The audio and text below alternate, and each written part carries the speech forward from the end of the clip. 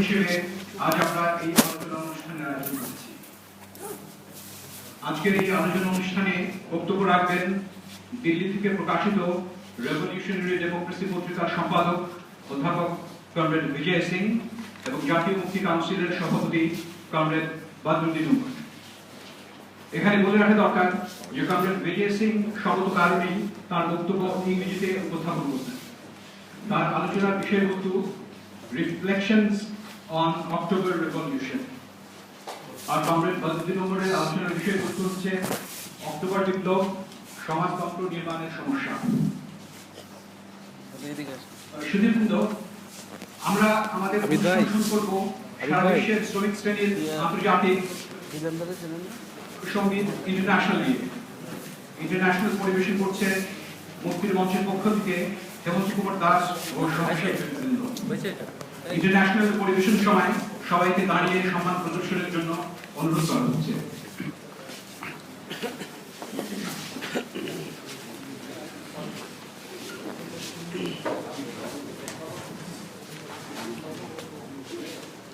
শুরু নাই করতে রাখে সবাই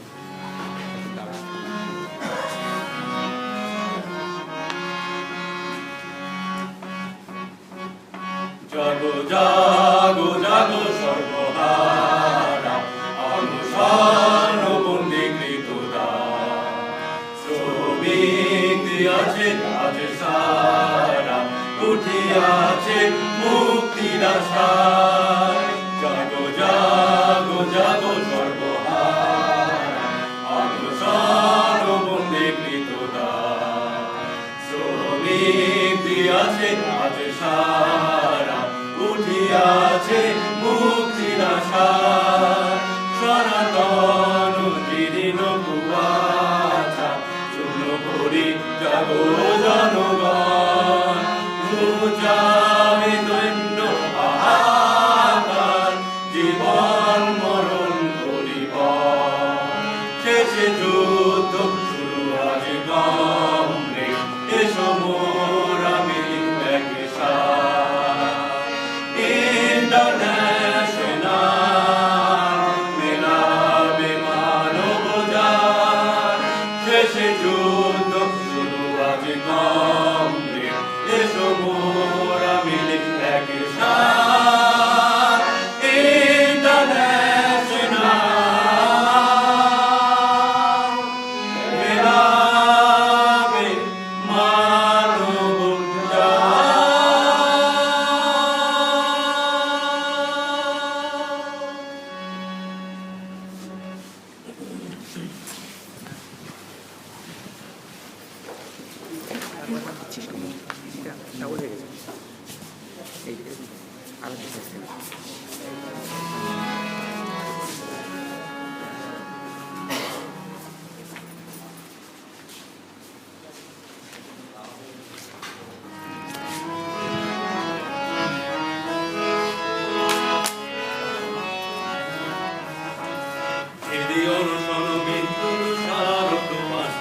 নগর হতে গ্রামাঞ্চল কমরেড নীনের আহ্বান চলে মুক্তি সেনা দল। কমরেড নীনের আহ্বান চলে মুক্তি সেনা দল। অতি প্রান্তরে প্রান্তর গিরি দুর্গ অতি সীমান্তে ঠাই পল্টন। তাই মরিয়ার শেষ দুর্গে আশ্রয় নিয়েছে দুশ্মন। তাই মরিয়ার শেষ দুর্গে আশ্রয় নিয়েছে দুশ্মন। শত লাঞ্ছিত বিবর্ণ নীল পতাকা মহাগৌরবে উর্ধে উঠি সদসিক্ত রক্ত রঙে হলো সহস্র গুণ। শত শত রক্ত রঙে হলো সহস্র গুণী। বিচ্ছিন্ন হলো সে শূন্য মহানামে দস্যু মিলি। প্রশান্ত সাগর তীরে শ্রমিক পতাকা উঠে। প্রশান্ত সাগর তীরে শ্রমিক পতাকা উঠে। প্রশান্ত সাগর তীরে শ্রমিক পতাকা উঠে। ধন্যবাদ।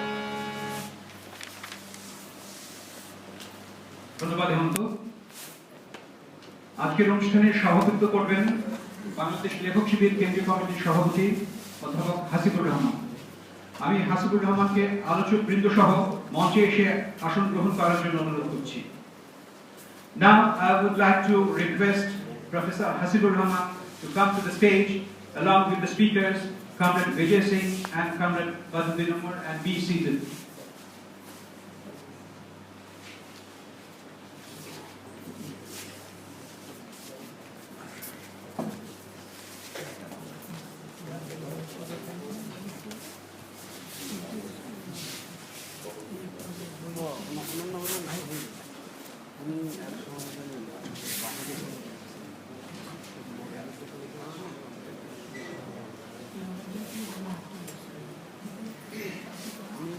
Thank you, Comrade Vijay Singh. ধন্যবাদ Comrade Badruddin Umar, ধন্যবাদ Hasibur Rahman. সুধীবৃন্দ, Comrade Vijay Singh মার্ক্সবাদী লেনিনবাদী সাহিত্য ও তত্ত্বীয় বিষয়ের উপর দীর্ঘদিন যাবৎ লাগাতার কাজ করে যাচ্ছেন, কিন্তু যেহেতু তিনি আমাদের দেশে খুব একটা পরিচিত নন, তাই আমরা তার একটা সংক্ষিপ্ত পরিচিতি তুলে ধরার তাগিদ অনুভব করছি। এবারে সেই পরিচিতি তুলে ধরবেন লেখক শিবিরের সদস্য Comrade Shibir Rahman. Honorable guests, Comrade Vijay Singh has been devoting himself in contributing in Marxist-Leninist literature and theoretical matters for a long time. But since he is not widely known in our country, we feel obliged to give an introduction about him. In this respect, Comrade Shibir Rahman, a member of Lekhok Shibir, will now present a short life sketch of Comrade Vijay Singh.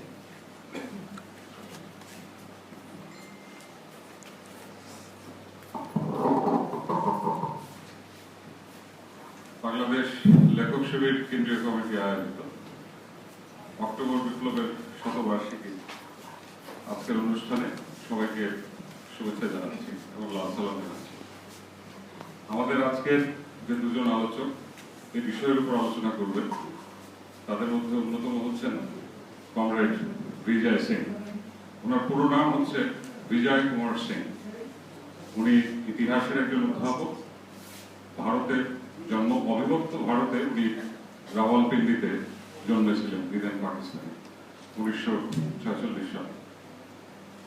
এরপর দেশ ভাগের পর তারা দিল্লিতে shift করে, পড়াশোনার সূত্রপাত সেখানেই, এবং পরবর্তীতে আরো উচ্চশিক্ষার জন্য তিনি কেমব্রিজ বিশ্ববিদ্যালয়ে অধ্যাপনা করেন, এবং পরবর্তীতে ভারতে এসে তিনি প্রথম অমৃতসরে তিনি তার শিক্ষকতার জীবন শুরু করেন। পরবর্তীতে দিল্লি ইউনিভার্সিটিতে তিনি তার শিক্ষকতা শুরু করেন এবং সেখানেই তার শিক্ষকতা জীবন শেষ করেন। যদিও জওয়াহরলাল নেহেরু ইউনিভার্সিটি সহ আরো বেশ কিছু বিশ্ববিদ্যালয়ে উনি শিক্ষকতা পেশার জন্য তিনি আবেদন করেছিলেন, কিন্তু যেহেতু মার্ক্সবাদী লেনিনবাদী রাজনীতির সঙ্গে তার সম্পৃক্ততা এবং এই সংক্রান্ত বিষয়ে পড়াশোনা, এই সমস্ত নানাবিধ কারণে অন্যান্য বিশ্ববিদ্যালয়গুলোতে তার স্থান হয়নি। যাই হোক, 1970-এর দশকের শুরু থেকেই তিনি এই রাজনীতি এবং এই সংক্রান্ত ইতিহাসের সঙ্গে তিনি ওতপ্রোতভাবে নিজেকে সম্পৃক্ত করেছেন। বলে রাখা ভালো, তার এরিয়া অফ স্পেশালাইজেশন হচ্ছে সোভিয়েত অর্থনীতি, সোভিয়েত রাজনীতি, তৃতীয় আন্তর্জাতিক, যেটা কমিনটার্ন নামে পরিচিত, এবং কমিনটার্নের যে প্রভাব ছিল চাইনিজ রেভলিউশনে, এবং কমিনটার্নের প্রভাব যে সারা বিশ্বব্যাপী বিভিন্ন বামপন্থী বা কমিউনিস্ট পার্টি গড়ে তোলার ব্যাপারে সেই বিষয়গুলোতে, এবং এগুলোকে তিনি আরো ফোকাস করেছেন ভারতের সেখানকার শ্রমজীবী মানুষের আন্দোলন বা ভারতের কমিউনিস্ট পার্টির মুভমেন্টের বিভিন্ন ইস্যুতে। তো ধারাবাহিক প্রক্রিয়ায় 1990 দশকের মাঝামাঝির সময়ে রেভলিউশনারি ডেমোক্রেসি জার্নাল নামে একটি পত্রিকা তিনি নিয়মিত প্রকাশ করে আসছেন। এই পত্রিকা প্রকাশের পাশাপাশি শ্রমিক সংগঠনের সঙ্গে সেখানে তিনি যুক্ত আছেন। ট্রেড ইউনিয়ন ইনিশিয়েটিভ নামে যে শ্রমিক সংগঠনগুলো আছে সেখানে তিনি যুক্ত আছেন। তার রেভলিউশনারি ডেমোক্রেসি জার্নাল সম্পর্কে আমি 2 মিনিট বলি, আমি শেষ করব।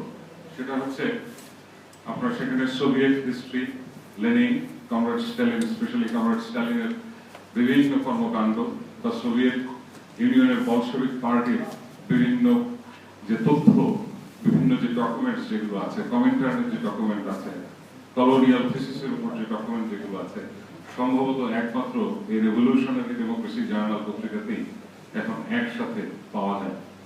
পাশাপাশি যে রেস্টোরেশন অফ ক্যাপিটালিজম হয়েছে 1953 সনের 20তম কংগ্রেসের পর, ক্রুশ্চেভগণদের ক্ষমতা দখলের পরবর্তীতে যে রেস্টোরেশন অফ ক্যাপিটালিজম হয়েছে, এবং একইভাবে একই প্রক্রিয়ায় চীনে যে রেস্টোরেশন অফ ক্যাপিটালিজম যেটা হয়েছে, সেই বিষয়গুলো সেখানে একদম আকর জায়গা হিসেবে এখানে আমরা খুঁজে পাবো এই রেভলিউশনারি ডেমোক্রেসি জার্নাল। ফলে সেই মানুষটি আজকে আমাদের সঙ্গে আছেন। তথ্য এবং উপাত্ত এবং ডকুমেন্টারি এভিডেন্সের উপর ভিত্তি করে তিনি তার আজকের আলোচনা সাজিয়েছেন এবং আলোচনার বিষয়বস্তু তিনি নির্ধারণ করেছেন রিফ্লেকশনস অন অক্টোবর রেভলিউশন। তো সবাইকে এই আলোচনায় অংশগ্রহণ করার জন্য এবং শোনার জন্য, এবং আমরা এই বিষয়গুলো আরো ভালোভাবে জানতে পারবো, সেই আহ্বান সবাইকে জানি। আমি সংক্ষিপ্ত পরিচিতিটা এখানে শেষ করছি। সবাইকে ধন্যবাদ।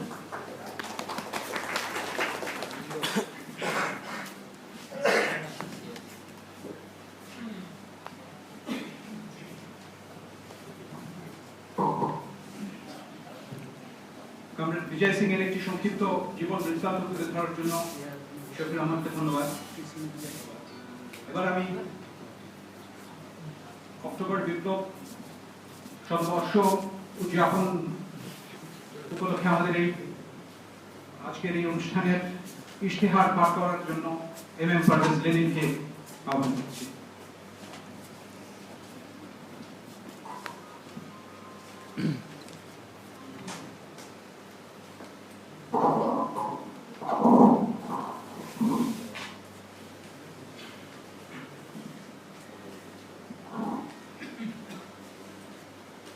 মহান অক্টোবর বিপ্লবের ১০০তম বার্ষিকীতে বাংলাদেশ লেখক শিবিরের ইশতেহার। কমিউনিস্ট বিপ্লবের ভয়ে শাসক শ্রেণী কাঁপতে থাকুক, শৃঙ্খল ছাড়া প্রলেতারিয়েটের হারাবার কিছু নেই, জয় করবার জন্য আছে সারা বিশ্ব। কার্ল মার্কস ও ফ্রেডরিক এঙ্গেলস, কমিউনিস্ট পার্টির ইশতেহার। ১ 1917 সালে বলশেভিক পার্টি তথা লেনিনের নেতৃত্বে রুশ দেশে যে বিপ্লব সংগঠিত হয় তা মানব জাতির ইতিহাসে সংগঠিত সকল গুরুত্বপূর্ণ ঘটনা সমূহের মধ্যে শীর্ষস্থান অধিকার করে আছে। তার কারণ এই বিপ্লব পূর্বে সংগঠিত সকল সামাজিক বিপ্লবের মতো ব্যক্তি মালিকানার হাত বদলের মধ্যে সীমাবদ্ধ থাকেনি। এই বিপ্লব মানুষের উপর থেকে মানুষের শোষণের অবসান ঘটিয়ে ব্যক্তি মালিকানা ভিত্তিক উৎপাদন ও বন্টন ব্যবস্থার অবসান ঘটিয়ে উৎপাদনের সর্বোচ্চ বিকাশ ও তার সুষ্ঠু বন্টন নিশ্চিত করেছিল। অনেক প্রতিকূল পরিস্থিতির মুখোমুখি হওয়ার মধ্য দিয়ে বিপুল সাফল্য অর্জন করে সমাজতন্ত্র নির্মাণের সেই প্রক্রিয়া অগ্রসর হয়েছিল। 1914 থেকে 1918 সালের মধ্যবর্তী সময়ে সংঘটিত প্রথম বিশ্বযুদ্ধ সারা বিশ্বের শ্রমিক শ্রেণীর জন্য ছিল একটি অগ্নি পরীক্ষার কাল। এই সময়ে ব্রিটেন, ফ্রান্স, জার্মানি ইত্যাদি উন্নত পুঁজিবাদী দেশ এবং সেই সাথে যার শাসিত অপেক্ষাকৃত অনুন্নত পুঁজিবাদী রাশিয়াও তাদের সাম্রাজ্যবাদী স্বার্থে এই যুদ্ধে জড়িয়ে পড়ে। এর আগে দ্বিতীয় আন্তর্জাতিকে 1912 সালের এক কংগ্রেসে সিদ্ধান্ত গৃহীত হয় যে সাম্রাজ্যবাদী যুদ্ধ শুরু হলে তার ফলে সৃষ্ট অর্থনৈতিক ও রাজনৈতিক সংকটকে নিজ দেশের পুঁজিবাদী শাসন উচ্ছেদের কাজে লাগাতে হবে। কিন্তু যুদ্ধ শুরুর সাথে সাথে একমাত্র রাশিয়া ছাড়া অন্যান্য সোশ্যাল ডেমোক্রেটিক পার্টিগুলো এই ঘোষণা থেকে সরে দাঁড়ায়। রুশ দেশে লেনিনের নেতৃত্বে একমাত্র বলশেভিক পার্টি তুলে ধরেছিল প্রকৃত মার্ক্সবাদী তথা প্রলেতারিয়েটের আন্তর্জাতিকতাবাদী দায়ী। যার সরকার যুদ্ধে অংশগ্রহণ করলেও অনুন্নত অস্ত্রশস্ত্র, অপর্যাপ্ত যুদ্ধ প্রস্তুতি এবং তুলনামূলক দুর্বল অর্থনীতির কারণে রুশ সেনাবাহিনী যুদ্ধে পর্যুদস্ত হতে থাকলে সে দেশের জনগণের মনোভাব সরকারের প্রতি বিরূপ হয়ে পড়ে এবং ব্রিটিশ, ফরাসি প্রভৃতি পুঁজিবাদী দেশ সুযোগ বুঝে জার সরকারের উপর থেকে তাদের সমর্থন প্রত্যাহার করে। 1917 সালের জানুয়ারি মাস থেকেই রাশিয়ায় শ্রমিক বিক্ষোভের সূচনা হয় এবং এর ফলশ্রুতিতে ফেব্রুয়ারিতে জার সরকারের পতন ঘটে। জর্জি লবোভের নেতৃত্বে গঠিত হয় বুর্জোয়া সরকার, যার অংশীদার ছিল মেনশেভিক, সোশ্যালিস্ট রেভলিউশনারি ও ক্যাডেট পার্টি সহ বলশেভিক বহির্ভূত রং বেরঙের সমাজতন্ত্রী পার্টি। কিন্তু রাষ্ট্র ক্ষমতা তাদের হাতে গেলেও 1905 সালে বিপ্লবের মধ্য দিয়ে গড়ে ওঠা শ্রমিক ও সৈনিকদের সোভিয়েতগুলো শ্রমজীবী মানুষের প্রকৃত ক্ষমতা চর্চার কেন্দ্র হয়ে দাঁড়িয়েছিল। পরিস্থিতির এই তাৎপর্য উপলব্ধি করে বলশেভিক পার্টি সকল ক্ষমতা সোভিয়েতের হাতে হস্তান্তরের সময় উপযোগী স্লোগান হাজির করে। এই সময়ে এপ্রিল মাসের শেষার্ধে লেনিন দীর্ঘদিনের নির্বাসন কাটিয়ে সুইজারল্যান্ড থেকে দেশে ফিরে প্রচার করলেন তার বিখ্যাত এপ্রিল থিসিস, যা অক্টোবর বিপ্লবের দিক নির্দেশনা হিসেবে কাজ করে। এই থিসিসে তিনি শ্রমিক, কৃষক, সৈনিকের সোভিয়েত কর্তৃক রাষ্ট্র ক্ষমতা গ্রহণ, ব্যাংক সহ লগ্নি পুঁজির জাতীয়করণ, পার্টির কমিউনিস্ট পার্টির নামকরণ, তৃতীয় আন্তর্জাতিক গঠন প্রভৃতি ঘোষণা দিলেন। অন্যদিকে 1 মে তারিখে বুর্জোয়া সরকারের বিদেশ মন্ত্রী মিলিউকভ দুরবস্থা সত্ত্বেও বিশ্বযুদ্ধ চালিয়ে যাওয়ার সংকল্প ব্যক্ত করেন। এর প্রতিবাদে রুশ শহরগুলোতে শুরু হয় ব্যাপক শ্রমিক বিক্ষোভ। জুলাইয়ের উত্তাল দিনগুলোতে লবোভের নেতৃত্বাধীন সামরিক সরকারের পতন ঘটে কেরেনস্কি সরকার গঠিত হয়, কিন্তু সেই সরকারের পক্ষেও পরিস্থিতি নিয়ন্ত্রণ করা সম্ভব হয়নি। কার্নিলভের নেতৃত্বাধীন প্রতিবিপ্লবী অভিযানকে সামাল দিতেও তারা ব্যর্থতার পরিচয় দেয়। 23 অক্টোবর তারিখে বলশেভিক কেন্দ্রীয় কমিটি 10-2 ভোটে সশস্ত্র অভ্যুত্থানের পক্ষে চূড়ান্ত সিদ্ধান্ত গ্রহণ করে। 25 অক্টোবর সন্ধ্যায় অরোরা যুদ্ধ জাহাজের কামান থেকে বুর্জোয়া সরকারের শেষ ঘাঁটি শীত প্রাসাদের উপর আক্রমণ পরিচালিত হয়। একই সময় স্মলনি প্রাসাদ হলে উদ্বোধন হলো পেত্রোগ্রাদ সোভিয়েতের জরুরি অধিবেশন। চূড়ান্ত স্পষ্টতা, সুনির্দিষ্টতা আর সাদাসিধে ভাষায় লেনিন ঘটনাবলীর সারসংক্ষেপ করে ঘোষণা করলেন বিপ্লবের বিজয় এবং লাল ফৌজকে পরিচালিত করলেন শীত প্রাসাদের অভিমুখে। এভাবে সংগঠিত হলো বিংশ শতাব্দীর সবচেয়ে তাৎপর্যপূর্ণ ঘটনা। শ্রমিক, কৃষক, নাবিক, সৈনিকের ব্যাপক মৈত্রীর ভিত্তিতে বিশ্বের বুকে প্রতিষ্ঠিত হলো মেহনতি মানুষের রাষ্ট্র, যা পরবর্তীতে সোভিয়েত সমাজতান্ত্রিক প্রজাতন্ত্র সমূহের ইউনিয়ন ইউএসএসআর হিসেবে পরিচিতি লাভ করে। সমাজতান্ত্রিক শিবিরের অভূতপূর্ব অগ্রগতি ও দৃঢ় অবস্থানের পাশাপাশি ইউরোপীয় ও মার্কিন সাম্রাজ্যবাদের একাধিকবার অর্থনৈতিক সংকট ও মন্দার কবলে পতিত হয়। দ্বিতীয় বিশ্বযুদ্ধে সাম্রাজ্যবাদী ও পুঁজিবাদী চক্রের গোপন অঙ্গুলি হেলনে সাম্রাজ্যবাদী গোষ্ঠীর নিকৃষ্টতম প্রতিক্রিয়াশীল অংশ ফ্যাসিবাদের তাণ্ডবে বিশ্বব্যাপী যখন ধ্বংসযজ্ঞ চলছে, সমগ্র বিশ্বের মানুষের জীবনের শান্তি অন্তর্নিহিত হয়েছে, তখন সোভিয়েত নেতা স্টালিনের নেতৃত্বে মহান সোভিয়েতের জনগণ ও রেড আর্মি অপরিসীম ত্যাগ তিতিক্ষার মাধ্যমে হিটলারের নাৎসি বাহিনীকে পর্যদস্ত করেছে, বিশ্বমানবকে ধ্বংসের হাত থেকে রক্ষা করেছে। পুরো দ্বিতীয় বিশ্বযুদ্ধে সোভিয়েত ইউনিয়ন সর্বাধিক ক্ষতিগ্রস্ত হলেও যুদ্ধের পর বাইরের কোন রকম সাহায্য সহযোগিতা ছাড়াই তাদের অর্থনীতি মজবুত ভিত্তির উপর দাঁড় করিয়েছে। এমনটা সম্ভব হয়েছিল সোভিয়েত ইউনিয়নে সমাজতান্ত্রিক শক্তির প্রাধান্যের কারণেই।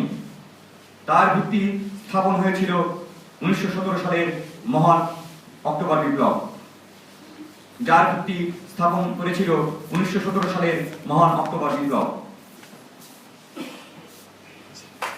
2 রুশ দেশে সমাজতন্ত্র নির্মাণের স্থপতি জোসেফ স্তালিনের মৃত্যু হয় 1953 সালে। পরবর্তীতে নিকটা ক্রুশ্চেভ ক্ষমতায় অধিষ্ঠিত হয়ে 1956 সালে পার্টির 20তম কংগ্রেসের মাধ্যমে দেশের অভ্যন্তরীণ ও আন্তর্জাতিক ক্ষেত্রে যে সংশোধনবাদী আইন প্রতিষ্ঠা করেন তা সমাজতন্ত্রের অগ্রগতিকে শুধু সোভিয়েত ইউনিয়নেই ব্যাহত করেনি, বরং সারা বিশ্বের কমিউনিস্ট আন্দোলনকে দ্বিধা বিভক্ত করেছে। শুধু তাই নয়, বিশ্ব পুঁজিবাদী সাম্রাজ্যবাদী ব্যবস্থার সাথে আঘাত ও সহ অবস্থান এবং দেশে দেশে কমিউনিস্ট বিপ্লবের লাগাম টেনে ধরার কাজও এর মাধ্যমে সম্পন্ন হয়। সোভিয়েত ইউনিয়ন, পূর্ব ইউরোপ সহ বেশ কয়েকটি দেশে সমাজতান্ত্রিক শক্তির প্রতিপক্ষ হিসেবে সংশোধনবাদের জয়লাভের পরে বিশ্ব পরিস্থিতির মধ্যেও পরিবর্তন ঘটতে থাকে। সমাজতন্ত্রের অগ্রযাত্রাকে অব্যাহত রাখার পরিবর্তে সোভিয়েত ইউনিয়নের সংশোধনবাদী চক্র তথা ক্রুশ্চেভ ও পরবর্তীতে ব্রেজনেভ, গর্বাচেভ সহ ক্ষমতার শীর্ষস্থানীয় সংশোধনবাদী গোষ্ঠী সাম্রাজ্যবাদী শক্তির সাথে প্রতিযোগিতায় অবতীর্ণ হয়ে বিশ্ব আধিপত্য বিস্তারের কথিত ঠান্ডা যুদ্ধে লড়াই অবতীর্ণ হয় এবং এভাবে সোভিয়েত সমাজতন্ত্রের অর্জনগুলোকে একে একে বর্জন করতে থাকে। এই অবস্থা সোভিয়েত ইউনিয়ন সহ অন্যান্য প্রাক্তন সমাজতান্ত্রিক রাষ্ট্রের জনগণের মধ্যে বিরূপ প্রতিক্রিয়ার সৃষ্টি করে এবং অভ্যন্তরীণ সংকট ও পশ্চিমা সাম্রাজ্যবাদী চক্রান্তের পরিণতিতে 80 দশকের শেষে সোভিয়েত ইউনিয়নের পতন ঘটে। 1990 সালে সোভিয়েত ইউনিয়নের পতনের পর যে সাম্রাজ্যবাদী মহল সল্লাসে এককেন্দ্রিক বিশ্ব ব্যবস্থার জয়গান গিয়েছিল, সেই বিশ্ব ব্যবস্থা জনগণকে যুদ্ধ, ধ্বংস, মৃত্যু, পরিবেশ বিপর্যয় ছাড়া আর কিছুই দিতে পারেনি। মহান অক্টোবর বিপ্লবের পর 100 বছর পার হয়ে এসে নিপীড়িত মানুষের শোষণ মুক্তির জন্য সমাজতন্ত্রের প্রয়োজনীয়তা আজ 2017 সালে অনুভূত হচ্ছে আরো সহস্রগুণ প্রবল হবে। বিশ্বের দেশে দেশে এমনকি সাম্রাজ্যবাদী কেন্দ্র রাষ্ট্রসমূহে পুঁজিবাদ বিরোধী সংগ্রাম গড়ে উঠছে। একদিকে সাম্রাজ্যবাদী যুদ্ধ পরিচালনায় বিপুল অর্থ ব্যয়, অন্যদিকে অধিকতর শোষণ ও সামাজিক নিরাপত্তা খাতে সংকোচনের ফলে এসব দেশের জনগণ বেকারত্ব, সামাজিক নিরাপত্তাহীনতা, নানারূপ নির্যাতন, নৈরাজ্য, বিশৃঙ্খলার মধ্যে নিপতিত হয়ে বিক্ষুব্ধ হয়ে উঠেছেন।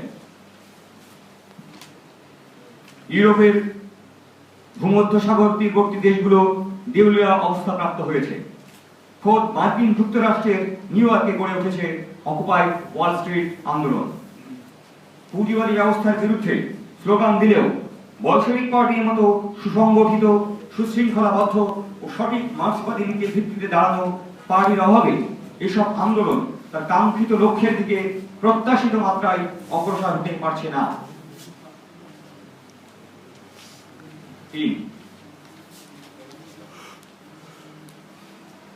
সাম্রাজ্যবাদের উপর নির্ভরশীল পশ্চাৎপদ দেশ হিসেবে বাংলাদেশের জনগণও নিপতিত হয়েছে ব্যাপক নৈরাজ্যের মধ্যে। 1971 সালে রক্তক্ষয়ী যুদ্ধের মধ্য দিয়ে বাংলাদেশ রাষ্ট্রের আত্মপ্রকাশ ঘটলেও এদেশের শ্রমিক, কৃষক সহ নিপীড়িত জনগণের কোনো মুক্তি ঘটেনি। উল্টো স্বাধীনতার পর লুম্পেন পেটি বুর্জোয়া শ্রেণী ক্ষমতাসীন হয়ে পরিণত হয়েছে বড় বুর্জোয়াতে। চরম শ্রম শোষণ ও লুটপাট, দুর্নীতি, চোরাকারবারি, কালোবাজারি, ভূমিদস্যুতার মাধ্যমে তারা রাতারাতি ধন সম্পদের পাহাড় গড়ে নব্য ধনী হিসেবে আবির্ভূত হলেও সাধারণ মানুষের অবস্থা প্রতিনিয়ত সংকটাপন্ন হচ্ছে। এই লুটপাট অর্থনৈতিক ক্ষেত্র থেকে শুরু করে রাজনৈতিক, সাংস্কৃতিক, সামাজিক সকল ক্ষেত্রে যে নৈরাজ্য ও বিশৃঙ্খলা সৃষ্টি করেছে, তাতে বাংলাদেশ পরিণত হয়েছে সংস্কারের মাধ্যমে পরিস্থিতি উন্নয়নের অযোগ্য এক রাষ্ট্রে। সমাজের সর্বত্র ঘটছে অপরাধের প্রাতিষ্ঠানিকীকরণ। গ্রামাঞ্চলের কৃষিজীবী মানুষের শ্রমে উৎপাদিত ফসলের মূল্য আত্মসাৎ করছে গ্রাম শহরের ফড়িয়া ব্যবসায়ীরা। বন্যার সময়ে গ্রামের মানুষ পানিতে ভেসে গেলেও শাসক শ্রেণী থাকে নির্বিকার চিত্ত। শহরাঞ্চলের কারখানাগুলো পরিণত হয়েছে শ্রমিকদের মৃত্যুকূপে। দেশের নদ নদী, খাল বিল, জলাশয়, পাহাড়, বনাঞ্চল ক্ষমতাসীনদের আশীর্বাদ পুষ্ট দস্যুদের মধ্যে ভাগ বাটোয়ারা হয়ে গেছে। দ্রব্যমূল্যের ঊর্ধ্বগতি সীমিত আয়ের মানুষকে ফেলেছে অস্তিত্বের সংকটে। জনগণের জীবনের কোনো নিরাপত্তা নেই। ধর্ষণ এখন রূপ নিয়েছে গণধর্ষণে। এর ফলে এর উপর রয়েছে ভারত, যুক্তরাষ্ট্র, ইউরোপ, চীন, সৌদি আরব, জাপান সহ সাম্রাজ্যবাদী শক্তির রাজনীতি অর্থনীতি ক্ষেত্রে তীব্র আধিপত্য ও শোষণমূলক ভূমিকা। এই নৈরাজ্য ও বিশৃঙ্খলা থেকে সমাজের কোনো অংশই মুক্ত না থাকলেও সমাজের মধ্যবিত্তের উপর এর প্রভাব ধারণ করেছে নির্ধারক ভূমিকা। একদিকে দৃশ্যমান ও নির্ধারক মার্ক্সবাদী লেনিনবাদী পার্টির অভাবে বিভিন্ন সুবিধাবাদী, সংশোধনবাদী, বিলোপবাদী সংসদীয় পেটি বুর্জোয়া দল সমাজতন্ত্রের নামে জনগণকে ক্রমাগত ধোঁকা দিয়ে চলেছে। অন্যদিকে মধ্যশ্রেণীর মধ্যে নৈরাজ্যমূলক চিন্তার প্রাধান্য থাকায় পরিস্থিতি উন্নয়নের সম্ভাবনা হচ্ছে প্রতিহত। সমাজতন্ত্রের লক্ষ্যে বিপ্লব, সর্বহারা শ্রেণীর এক নায়কত্ব প্রতিষ্ঠার সংগ্রাম পরিচালিত হবে শ্রমিক শ্রেণীর নেতৃত্বে। কেননা সমাজ বিপ্লবের নেতৃত্বদানে সক্ষম একমাত্র বিপ্লবী শ্রেণী হলো শ্রমিক শ্রেণী। কিন্তু সমাজতন্ত্রের বৈজ্ঞানিক চিন্তাধারা ও সামাজিক পরিস্থিতির বিজ্ঞানসম্মত বিশ্লেষণের ভিত্তিতে সমাজ পরিবর্তনের সুসংহত রাজনৈতিক লক্ষ্য, উদ্দেশ্য, কর্মসূচি বাস্তব কারণে শ্রমিক শ্রেণীর মধ্য থেকে স্বতঃস্ফূর্তভাবে জাগ্রত হতে পারে না। সেজন্য প্রয়োজন মধ্যশ্রেণীর সবচেয়ে অগ্রসর চিন্তাশীল অংশ করতে শ্রমিক শ্রেণীর বৈজ্ঞানিক মতাদর্শ মার্ক্সবাদ লেনিনবাদকে আদর্শ হিসেবে গ্রহণ করা, শ্রমিক শ্রেণীর একনায়কত্বের দৃষ্টিভঙ্গি ও তত্ত্বে নিজেকে সুসজ্জিত করা, শ্রমিক শ্রেণীর অগ্রগামী অংশটিকে সহায়তা করা, তার নেতৃত্ব মেনে নেওয়া। শ্রমিক শ্রেণীর নেতৃত্বে শ্রমিক, কৃষক, নিপীড়িত জাতিসত্তার জনগণের মৈত্রীর ভিত্তিতে ব্যাপক বিপ্লবী রাজনৈতিক গণঅভ্যুত্থানের মাধ্যমে রাষ্ট্র ক্ষমতা দখল করে সাম্রাজ্যবাদ বিরোধী গণতান্ত্রিক বিপ্লবের কর্তব্যকর্ম সমাধান করে সমাজতন্ত্রের দিকে দ্রুত অগ্রসর হওয়া শুধু সম্ভবই নয়, বরং একমাত্র করণীয় কর্তব্য। এই কর্তব্য পালনের আহ্বানই আজ এদেশের সীমিত সংখ্যক যে প্রগতিশীল বুদ্ধিজীবী, সাংস্কৃতিক কর্মী নিপীড়িত জনগণের শোষণ মুক্তির জন্য কাজ করে যাচ্ছেন তাদের সামনে। মহান রুশ অক্টোবর বিপ্লবের প্রতিটি পর্যায় থেকে শিক্ষা গ্রহণ করে সমাজ বিপ্লবের সংগ্রামে সহায়ক করণীয় সমূহ নির্ধারণ ও তা সম্পূর্ণ করার লক্ষ্যই আমাদের সমগ্র মনোযোগকে কেন্দ্রীভূত করতে হবে।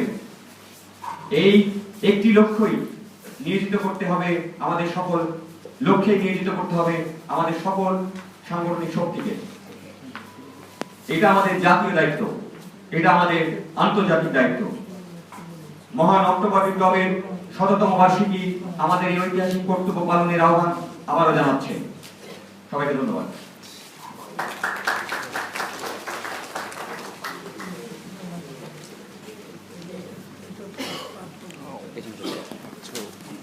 ধন্যবাদ সুধীবৃন্দ। আপনাদের কাছে একটা অনুরোধ, আপনারা আপনাদের মোবাইল ফোন, সেল ফোন এটাকে সাইলেন্ট করে রাখবেন। এবার কমরেড বিজয় সিংকে অনুরোধ করছি তার বক্তব্য প্রদান করার জন্য। Now I would like to request Comrade Vijay Singh to deliver his speech. Ladies and gentlemen, Comrade Vijay Singh.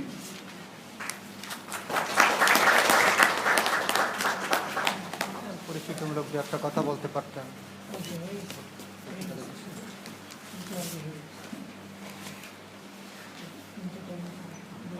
It is a great privilege to speak for the Bangladesh Writers Association. It is also a big privilege to speak in Dhaka University, which is such a famous university. And thirdly, I must apologize that I am not familiar with Bangla language. So you will have to bear with me I will be speaking in the language of English imperials, so forgive me for that.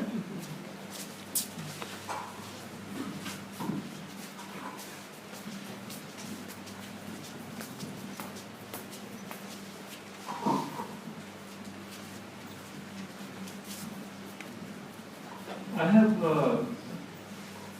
entitled this talk Reflections of the Great October Socialist Revolution. We all know that the October Revolution had a profound impact in the history of the entire world. Both, we may say, in the impact of the October Revolution on the world after 1917, and we also know the great impact on the world of the counter-revolutionary development in the Soviet Union, beginning from the 20th Congress and ending with the complete victory of capitalism in the Soviet Union in 1991. Most of us have grown up, in fact, in the latter period, when the absence of a revolutionary Soviet Union led to tremendous negative consequences to the world. But 1917 inaugurated a new proletarian order of society.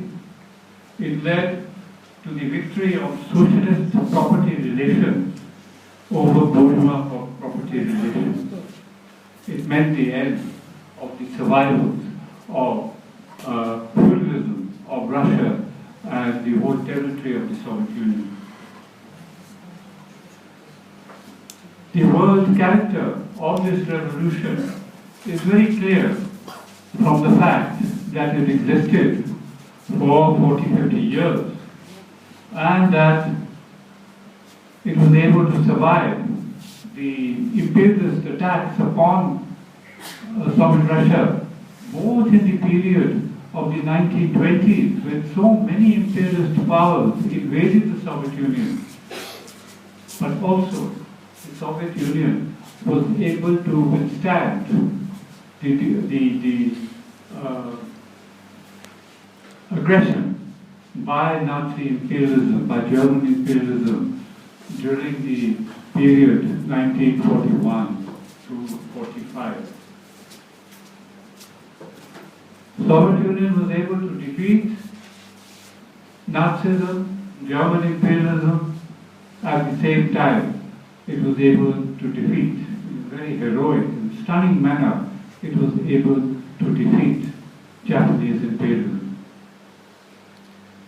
And again, the world historical role of the October Revolution continued after 1945 because the victories over Germany and Japan paved the way for the establishment of the people's democracies in Central and Eastern Europe and paved the way for the victory of the great Chinese Revolution in 1949.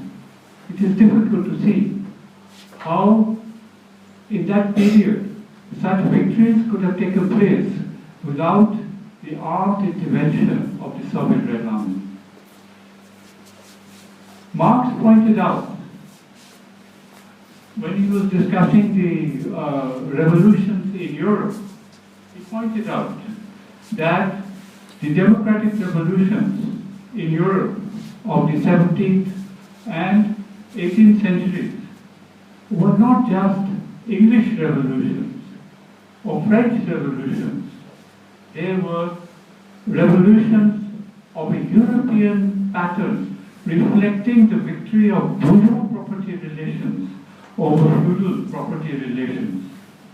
He said the whole French terrorism was nothing but,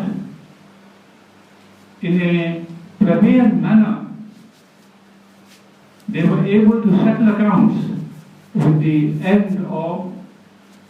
enemies of the bourgeoisie. They could end absolutism, that is feudal absolutism. The victory of the bourgeoisie, said Marx, was at the same time the victory of a new order of society. It was the victory of bourgeois property over feudal property. And therefore, when I look at the Soviet Union, I will look at it in terms of the victory of socialist property relations over bourgeois property relations and the victory over the Russian and Soviet feudal relations. Now the bourgeoisie never appreciated the French Revolution, although the bourgeoisie wanted the victory of capitalism. And it is very interesting to know that when the bicentenary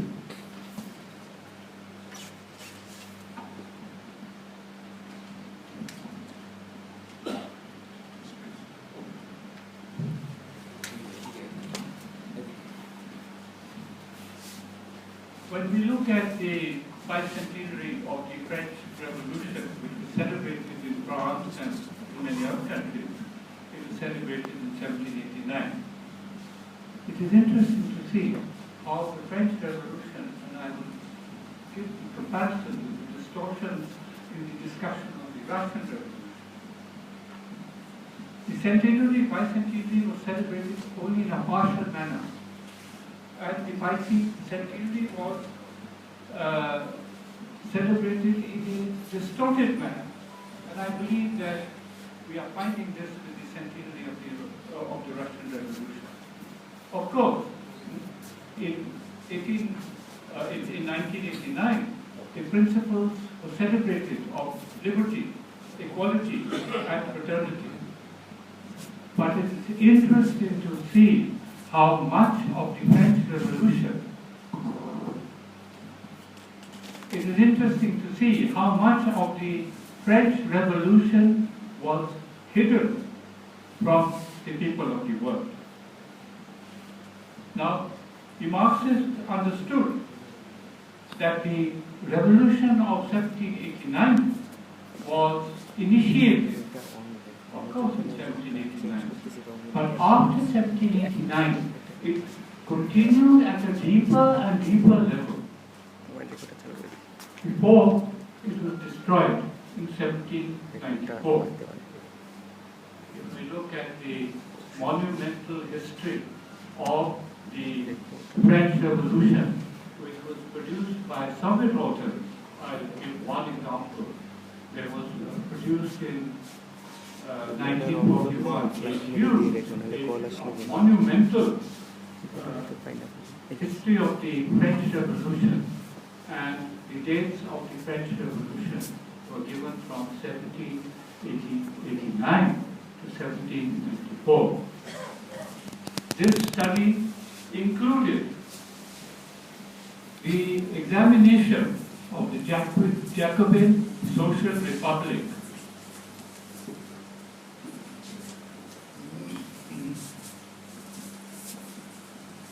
This study contains the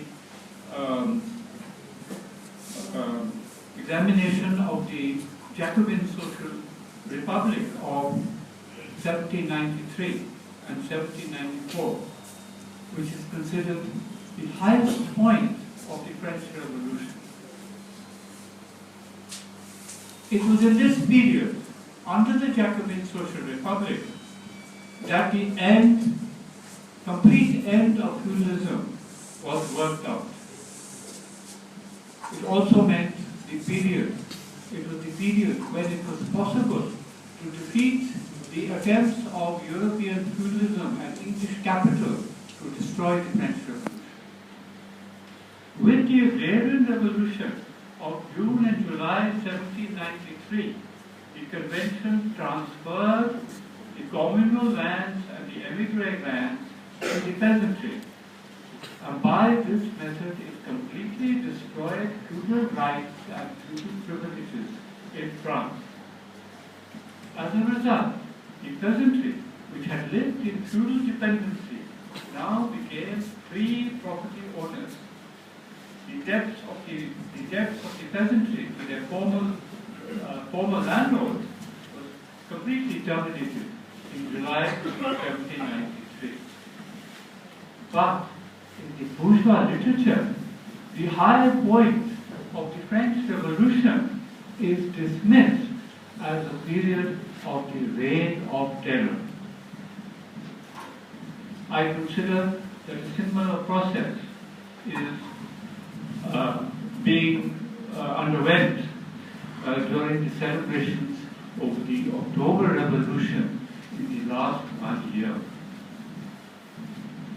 When we look at the revolution of Russia, and in an all-rounded way, we find that when the October Revolution is being celebrated in this last 1 year, we find that the revolutionary content of the October Revolution is missing largely, and we find that the objectives of the October Revolution are not being given in a fair or free manner.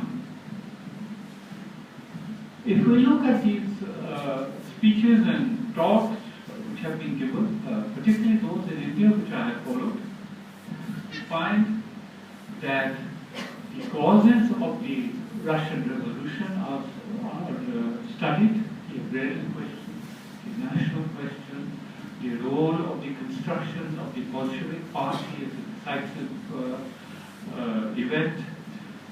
We see the victory of the October Revolution over the bourgeoisie. We see the supersession of the democratic, the bourgeois revolution of February 1970 by the new Bolshevik Revolution. And all this is, of course, correct. But suddenly, we find that the period after the Bolshevik Revolution is briefly carried, but we find that the later, the more deeper stages of the Russian Revolution are somehow missing. If we saw that the Jacobin Social Republic, which was the most revolutionary period of the French Revolution, was not a matter of discourse, in the bicentenary, we find that the profound transformations which took place in the Soviet society and economy after Lenin are barely discussed, even by the eminent historians and economists who have spoken of the French Revolution in India. The political line of the October Revolution in its greatest phases is dismissed and even vilified by people who consider themselves socialists and communists. Just as the Jacobin Social Republic was vilified for a century until the October Revolution, and Robespierre was vilified until the rise of socialism in Germany and France before the October Revolution. And of course, after the October Revolution, people began to understand the depth of the Jacobin Social Republic. And of course, we concur with all those who understand and have spoken about the profound changes which were wrought by the October Revolution through the anti-feudal measures which took place with the sanctioning of the seizure of the lands by the peasantry, which was sanctioned by the Bolshevik Party, so that the agrarian revolution in Russia was a continuation of the French Revolution in a way that the agrarian revolution and feudal relations were completely ended. And also, it also pointed the way to the great Chinese Revolution, which was, of course, at its foundation, a very great agrarian revolution, perhaps the greatest agrarian revolution that has taken place in the world.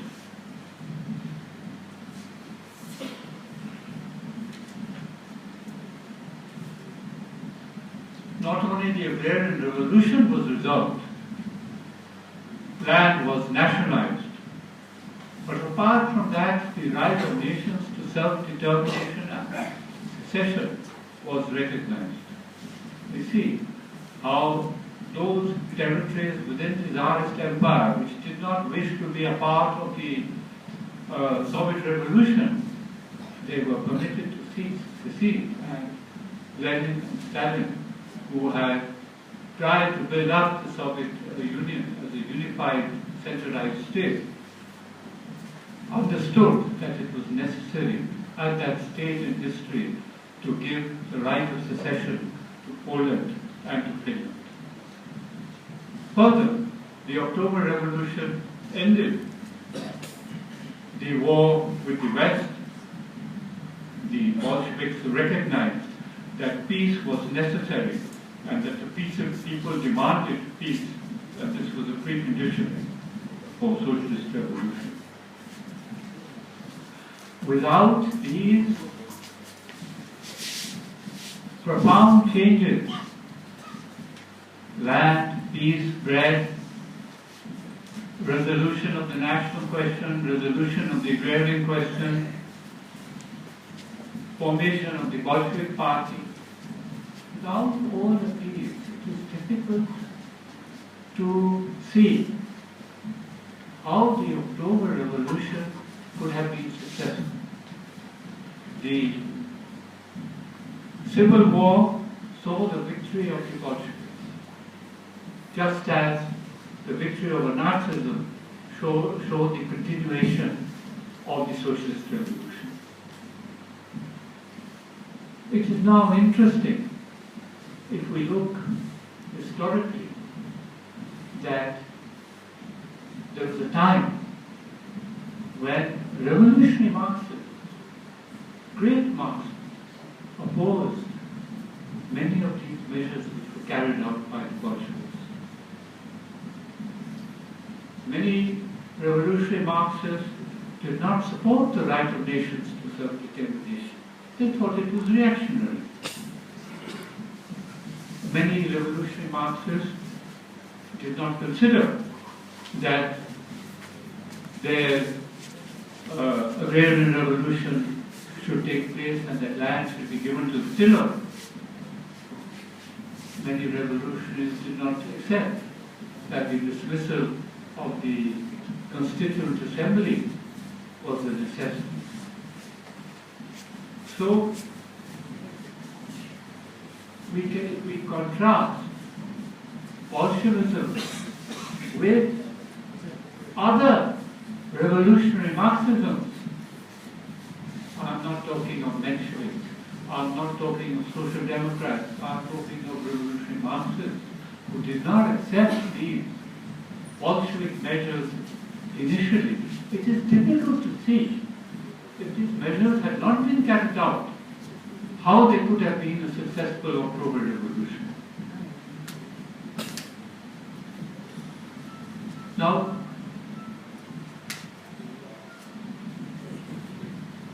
I would like to go into the question that October Revolution was a socialist revolution, and this gives an indication of the objectives of the October Revolution. But if we look at the second program of the Social Democratic Party of the Bolsheviks, which was written in 1919, the objective of the Bolshevik Party was not socialist revolution, or shall I say, it was not just socialist revolution. If we read the program of 1919, it is very clear that the program of the Bolshevik Party was a program for the establishment of a communist society.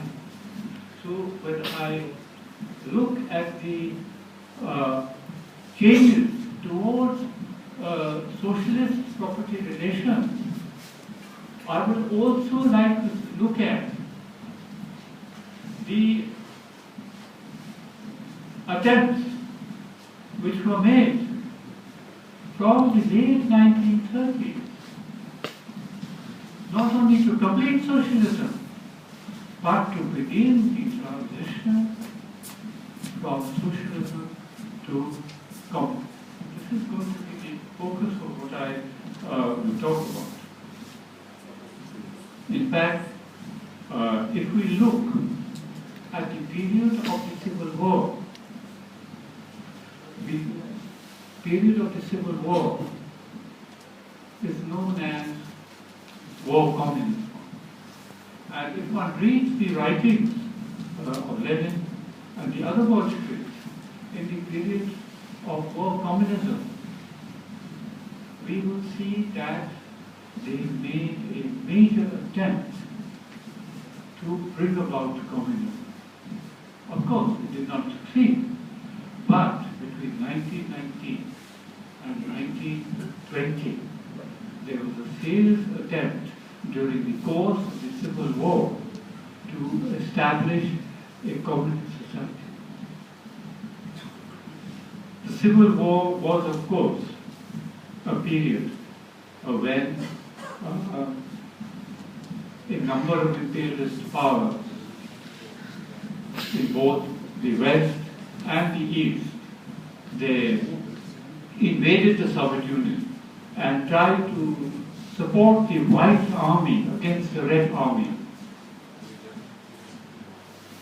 And because of the agrarian revolution, it can be said that perhaps the victory of the Bolsheviks in the Soviet War and of the Red Army took place because an agrarian revolution had taken place in Russia, and therefore the peasantry, when they decided between the Red Army and the White Army, ultimately came down on the side of the Red Army, because success of the Red Army meant that the peasantry would continue to hold the lands they had seized in 1917 and 1918. Now let us look at some of the features of war communism. Of course, under war communism, there was a dictatorship of the proletariat. Under war communism, all industry was nationalized, whereas in 1917, big industry had been nationalized, but in the course of war communism, all industry, even factories employing just a handful of workers, they were nationalized. The entire economy was under centralized planning, and 40 Glavki or units were there which carried out planning of the entire economy. It is very interesting that it was not just the economy which was planned. There were partial attempts to allocate labor to certain industries which were required, so that there was not just planning of the economy, that labor also was allocated in a planned way. Products of industry were distributed without the use of money. It was a time when money, that wages were given in kind, and the items of use by the workers, they were given away largely free. So that electricity was free, education was free, transport was free. All items which were consumer items were free.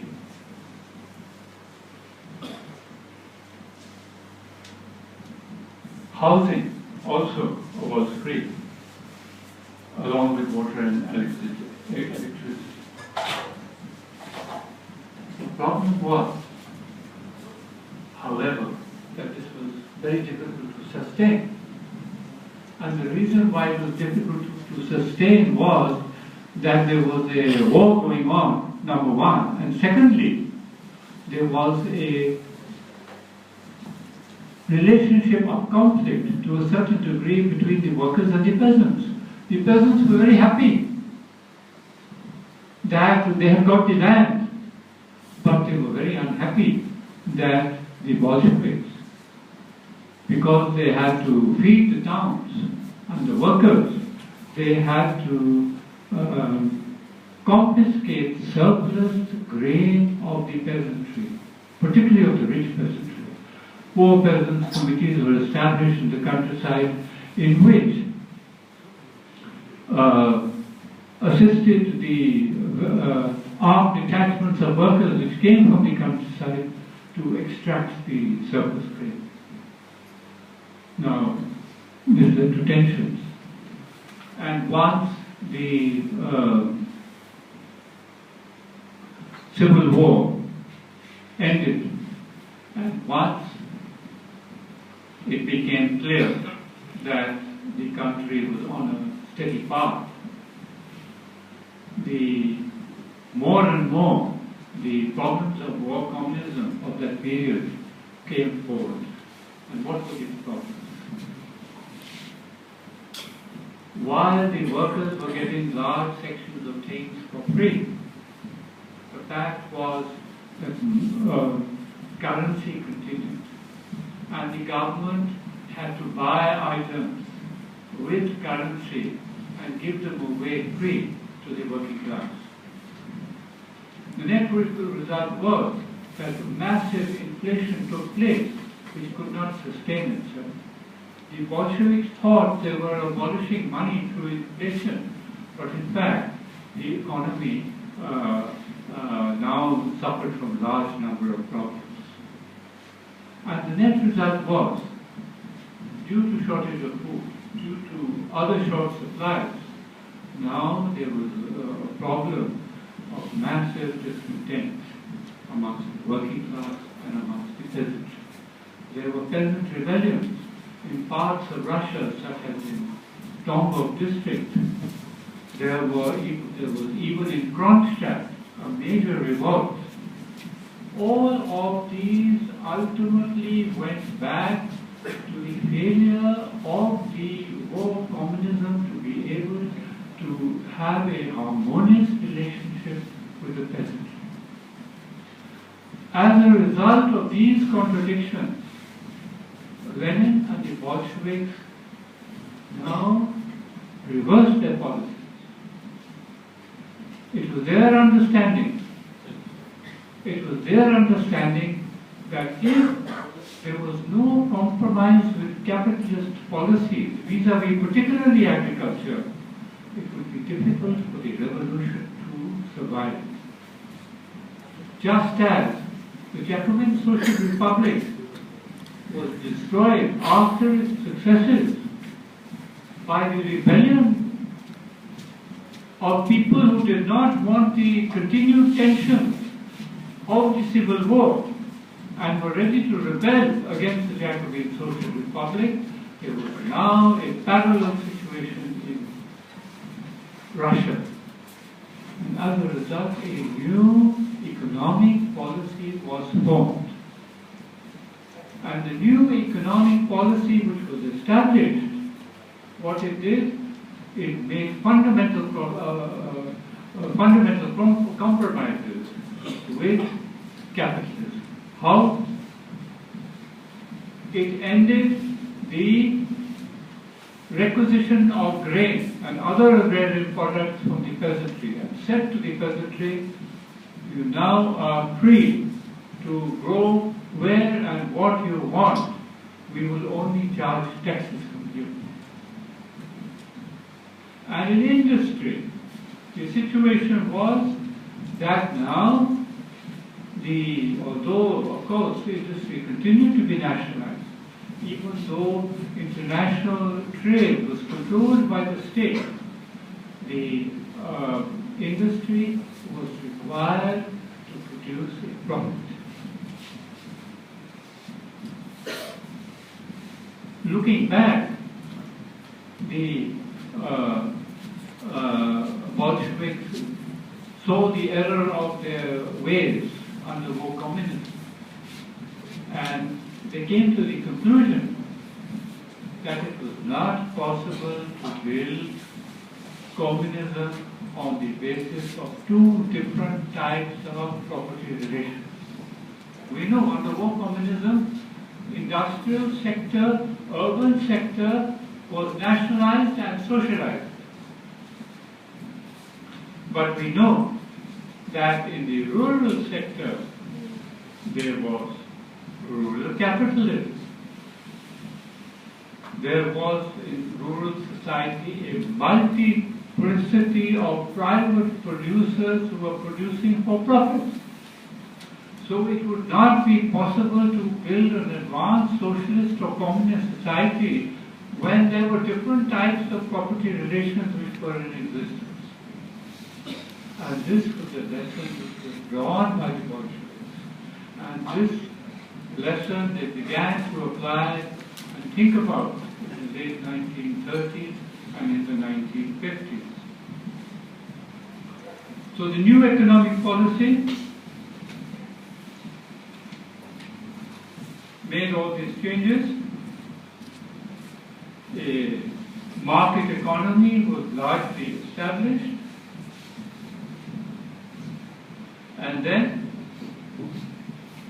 the result of the new economic policy was that agrarian production continued to grow, and industry also grew, and the net result was that in 1925 and 1926, the production levels in agriculture and industry now came again back to the level of 1913.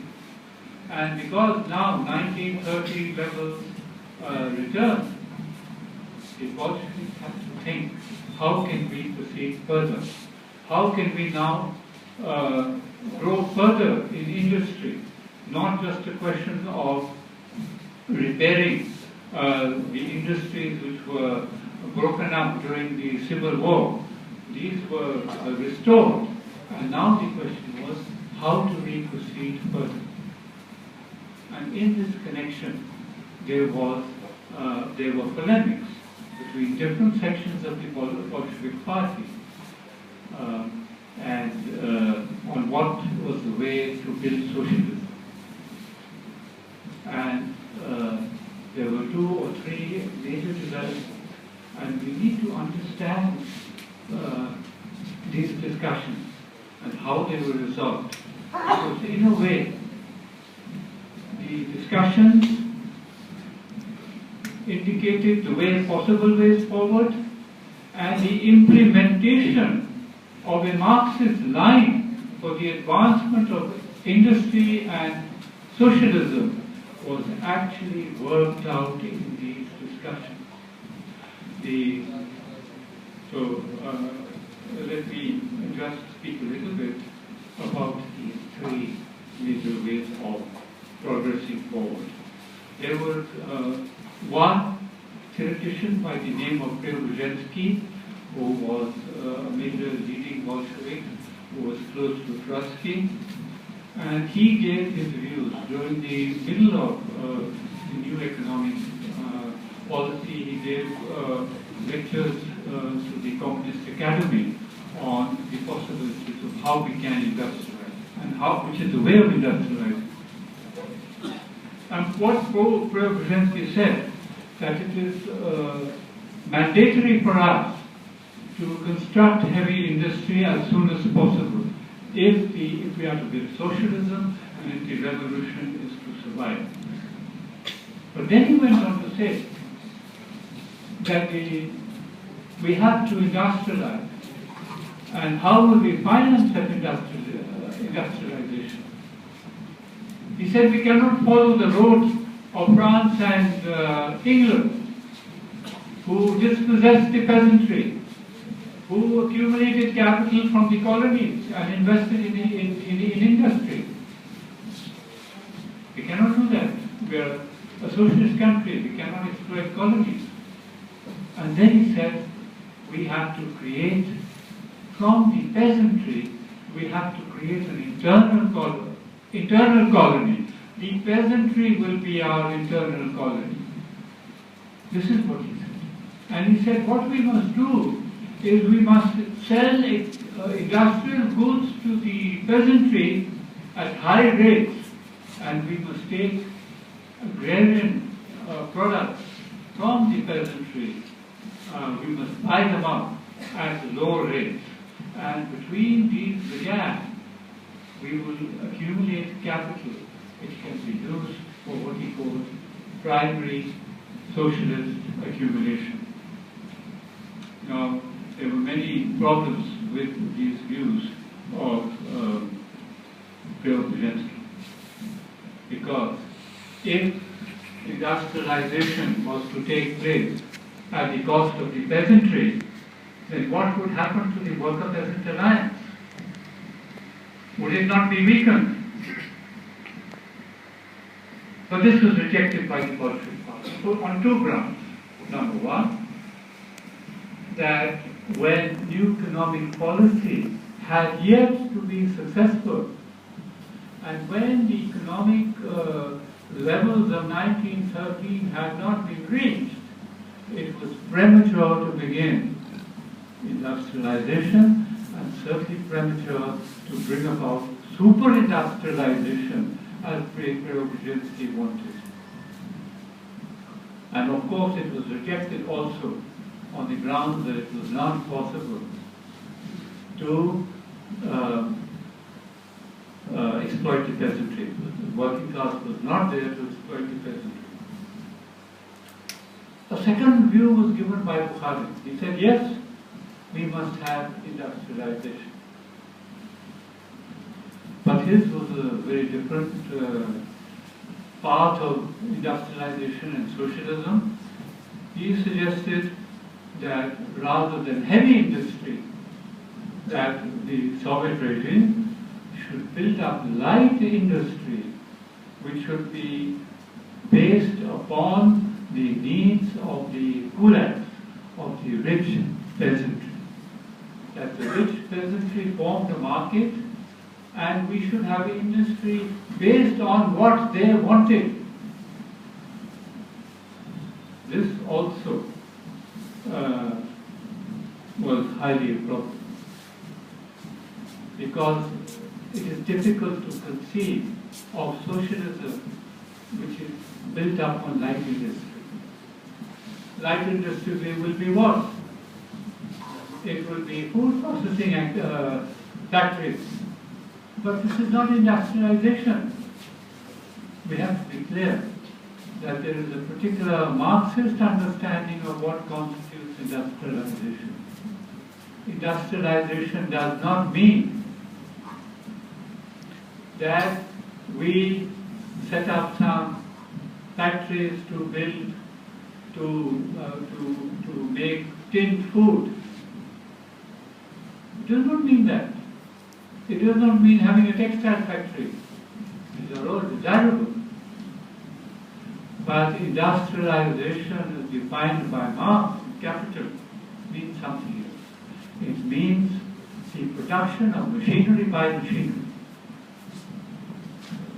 It means there has to be heavy machinery. Marx distinguished between the preconditions of industrialization, metallurgical industry, transport revolution, metallurgical industry, and communications revolution and energy revolution through at that time coal. He said, didn't say this was industry. He said this is the precondition of industry. And once the preconditions are there, we have to build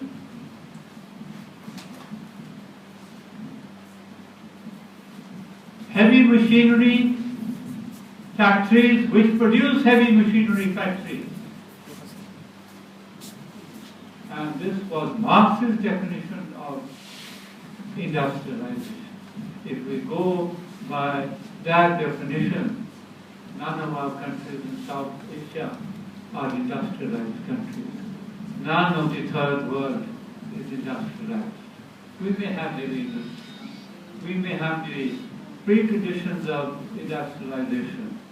But in general, whether you look at Brazil, whether you look at India, whether you look at South Africa, which are considered highly developed industrial countries in popular circles, we find there is no industry as defined by Marx. And we can see that Bukharin's understanding of the road to socialism and industrialization was a replication of the method of industrialization of England, which could afford to spend 100 years to industrialize. But Russia was not in a situation to spend 100 years to industrialize. Russia had to industrialize within 10-15 years if it was to be free from German influence. So in fact, you can say that Bukharin's path of industrialization was the Kulak path of industrialization. So there was a third question, third part, which was suggested by Stalin. Stalin from 1925, just as Russia was on the brink, as Soviet Union was on the brink of coming back to the economic levels of 1913, Stalin suggested that we now look seriously into the question of industrialization, that what we should do now is that we, on the basis of our own resources, we build up heavy industry. And from 1925 and particularly 26, 27, now serious attempts were made to bring out a policy of industrialization. Stalin's focus was a Marxist focus. They said we have to industrialize in the Marxist manner. That is the production of machinery by machinery. Because if you have factories which produce factories, it means that in the long run industrialization is assured, and it also means that consumer goods, that the factories which produce consumer goods will continue to be produced, and therefore the standard of living of the working people will keep rising. Despite it being very clear in the Soviet literature, whether the writings of Stalin or the writings of Soviet economists who translated into English, like Lokshin, who wrote a history of Soviet industrialization, where they made clear that Soviet industry was constructed through the new accumulation which was made by the industrial system, Soviet industrial system. It is very interesting to see how the bourgeois and the revisionists and the Trotskyite scholars all argued that, in fact, Stalin industrialized through the exploitation of the peasantry. It's very interesting. Isaac Deutscher, for example, who was a prominent Trotskyite historian, publicist, journalist, he said that Stalin rejected the views of Preobrazhensky but carried them out. What he said was that Stalin stole the clothes of Preobrazhensky and took the credit, stole those clothes and took the credit of industrialization. Now this view is very interesting. This view is prevalent amongst many, many sources. If you look at prominent economists, I would like to mention their names. If you look at prominent historians, whose names I will not mention, you will find that all of them argue industrialization took place in Russia, in the Soviet Union, through the exploitation of the peasantry. Now, you can imagine how irritating the Soviet economists must have been to learn that they had exploited the peasantry. And as a result of all these charges, which were there from 1949 and there till today, one of the Soviet economic historians wrote a book on this very question. The economic historian was named by a person by the name of Professor A. Barsov. Unfortunately, although I have the book, unfortunately, it is in Russian, so it is not in general circulation. But when it came out in 1969, there were commentaries by major economists in the pages of the economic journals, very famous economic journals, the Economic Journal, Cambridge Journal of Economics, detailed discussions. And they all concluded that it was not possible to argue, based on this book, it was not possible to argue that industrialization in the Soviet Union took place as a result of exploitation of the peasantry. Rather the reverse.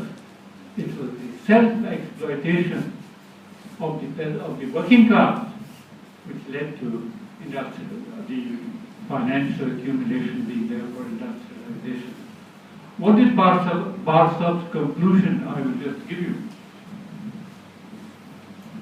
He said that the surplus produced by the Soviet peasantry played a big role in the establishment of a mighty socialist industry.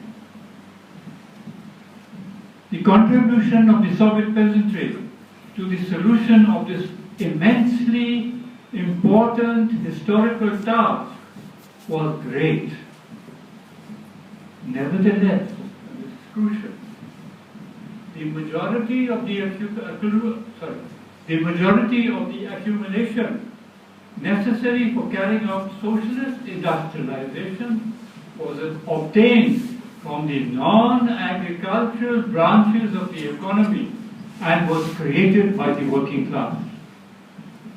This is the conclusion of Barsov from all the statistics he had access to.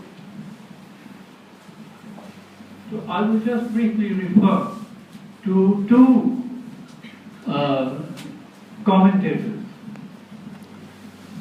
One commentator was a professor in India, Arvind Vyas, who did certain calculations on the basis of the volume by Barsov, and he argued that in terms of Marxist values, 2/3 of the accumulation for Soviet industrialization came from the working class, and 1/3 necessary, 1/3 of the surplus product which came from agriculture.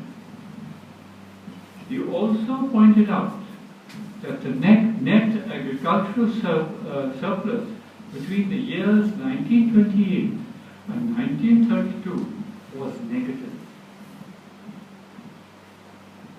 So it is very clear that the views which were propagated and are still propagated is amazing. Even today, these views are propagated by very eminent economists in the world.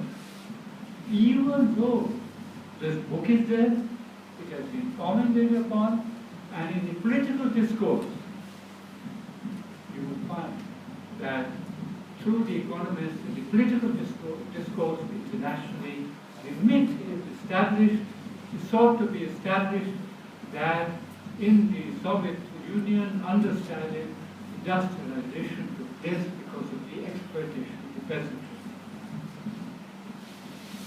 The other commentator, who also, yes, one thing which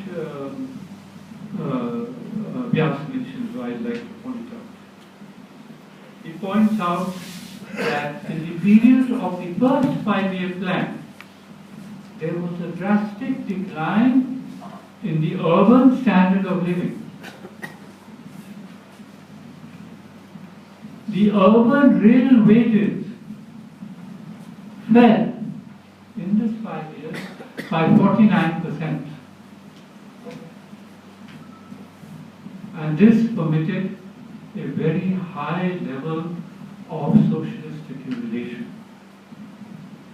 And the conclusion which Arvind Vyas draws from this is it is primarily the sacrifices of the Soviet working class which ensured Soviet industrialization. Now there's a British commentator also who wrote a very important article at the time when the book came out. He argued on the basis of all these new writings that it was not possible for agriculture to have provided the resources for industrialization. He argued that during the first 5-year plan, the volume of investment more than quadrupled, and it rose from about 15% of the national income in 1928. It rose to about 44% in 1932. He says it is very clear that agriculture could not possibly have provided the resources for industrialization between 1928 to 1932. Because by the end of the first 5-year plan, the annual investment was more than double the annual agricultural output. And the increase in investment during the first 5-year plan was substantially greater than the entire output of agriculture in any one year. He continues. During the first 5-year plan, the Soviet national income rose by 60%, and virtually all this income was used to increase investment. Elman is no sympathizer of Marxism. You can say that Barsov, who wrote the book, was a member of the Soviet Party. He must have been a sympathizer of Marxism. And Arvind Vyas is also a sympathizer of Marxism. But Elman, who is not a sympathizer of Marxism, is a standard reactionary economist. He says, there is no basis whatsoever for the view that the increase in investment during the first 5-year plan was financed by an increase in the agricultural surplus. Now, this, all this should have been clear by 1970, when these books were reviewed. But unfortunately, we can only say that the economists, forget about the rightist economists, I'm now talking about the progressive economists, they continue this lie that industrialization took place at the expense of the Soviet peasantry. And it leads to very strange conclusions. We have one prominent economist in India saying, when talking about the October Revolution, he says, looking back on it, it is an open question whether it was better that Stalin won the leadership of the Communist Party or Bukharin won the leadership. No. It shows colossal misunderstanding, I would say. Because if the Soviet industrialization laid the basis for victory in the Second World War, if the Bukharan method had been invoked, there would have been no heavy industrial base of any name in the Soviet Union. So it shows how one can be a Marxist. One can know that this is the actual understanding of contemporary political economy, and yet come out with extraordinary political conclusions. What Stalin had said, if the path of Bukharan is continued, this will pave the way for capitalism. And we must consider that Stalin's view of Bukharan was correct. Stalin's path to industrialization, creation of an industrial society, and the creation of socialism was the correct path. What were the consequences of all this?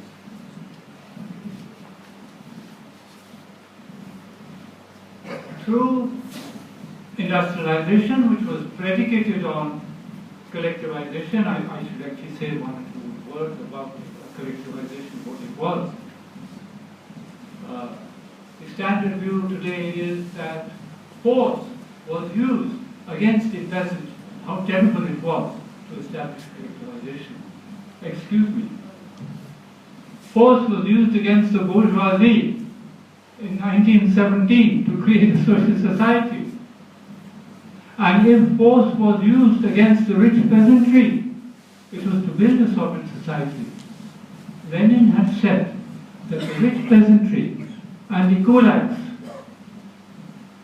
that the kulaks is the last section of the bourgeoisie left in Russian society. The end of the kulaks as a class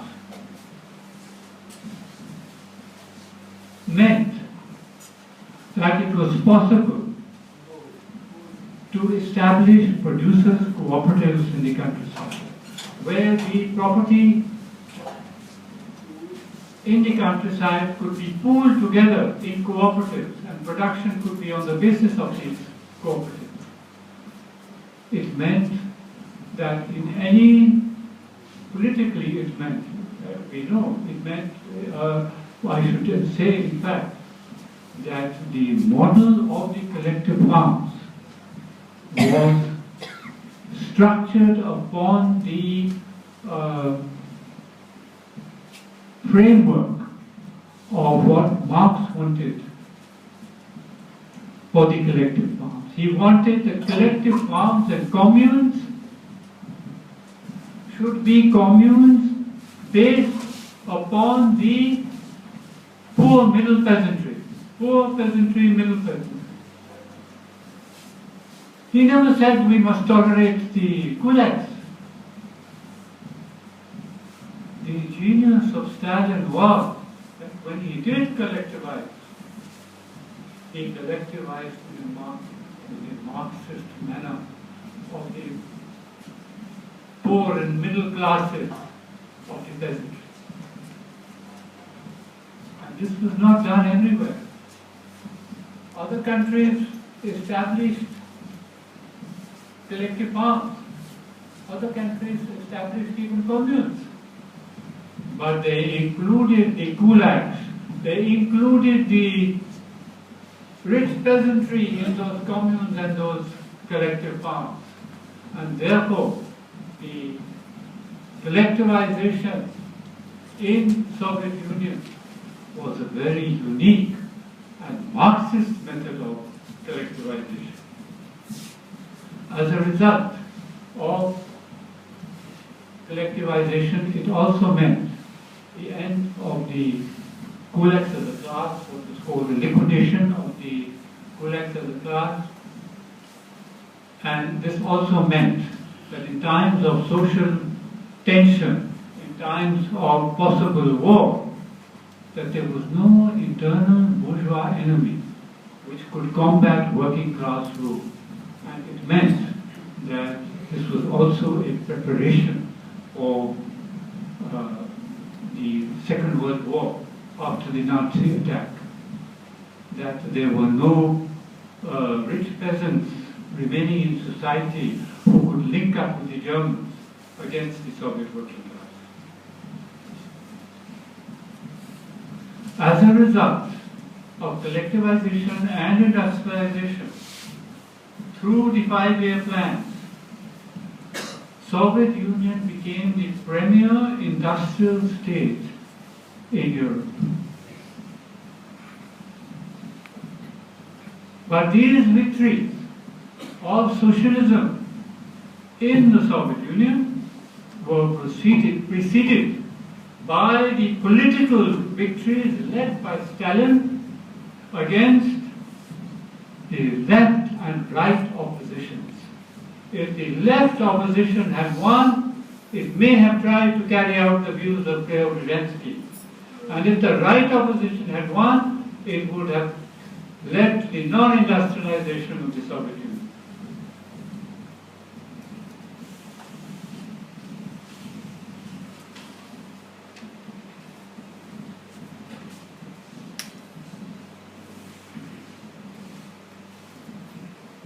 Now look at the property relation after industrialization and collectivization.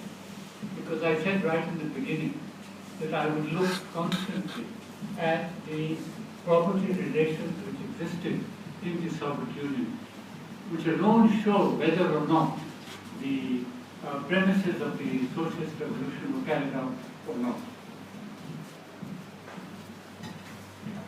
We know that in 1917, that under war communism, the entire industrial sector was nationalized, came under planning. We also know that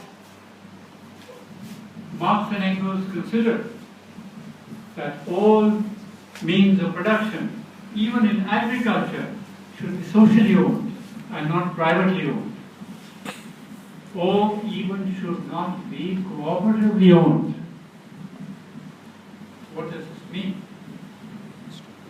It means that the means of production in agriculture, whether electricity, whether tractors, should be socially owned by the worker state and should not be owned by the collective farms, which was a different property relation. And what happened was that to make sure that Marx's views were carried out, all machinery in the countryside which was used by the collective farm were owned in the form of machine tractor stations, which existed from 1928 to 1958. These rented out machinery, tractors, combine harvesters to the collective farms. Then the means of production in agriculture were socially owned under the leadership of the working class. It meant that the collective farms, which were cooperative property, not fully socialist property, although they were socialist property, they were not property equivalent of the nationalized sector and the socialized sector. So this was a tremendous development in terms of property relations. Because of collectivization, a socialist agriculture began. Not agricultural communes, only agricultural cooperatives. Because it was not possible to immediately form agrarian communes, because it would have been premature to go straight from private property in land to communal property in land. It would have been a gross left error to have done this and would have alienated all sections of the peasantry. But what it means is now a fundamental change in Soviet society. Alongside socially owned property, there was now a socialist collectivist property amongst the peasantry. As a result of this,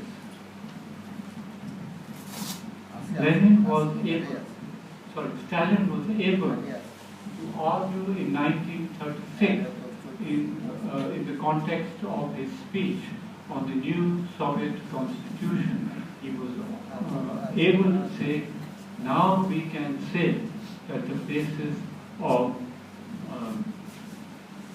socialist society has been laid.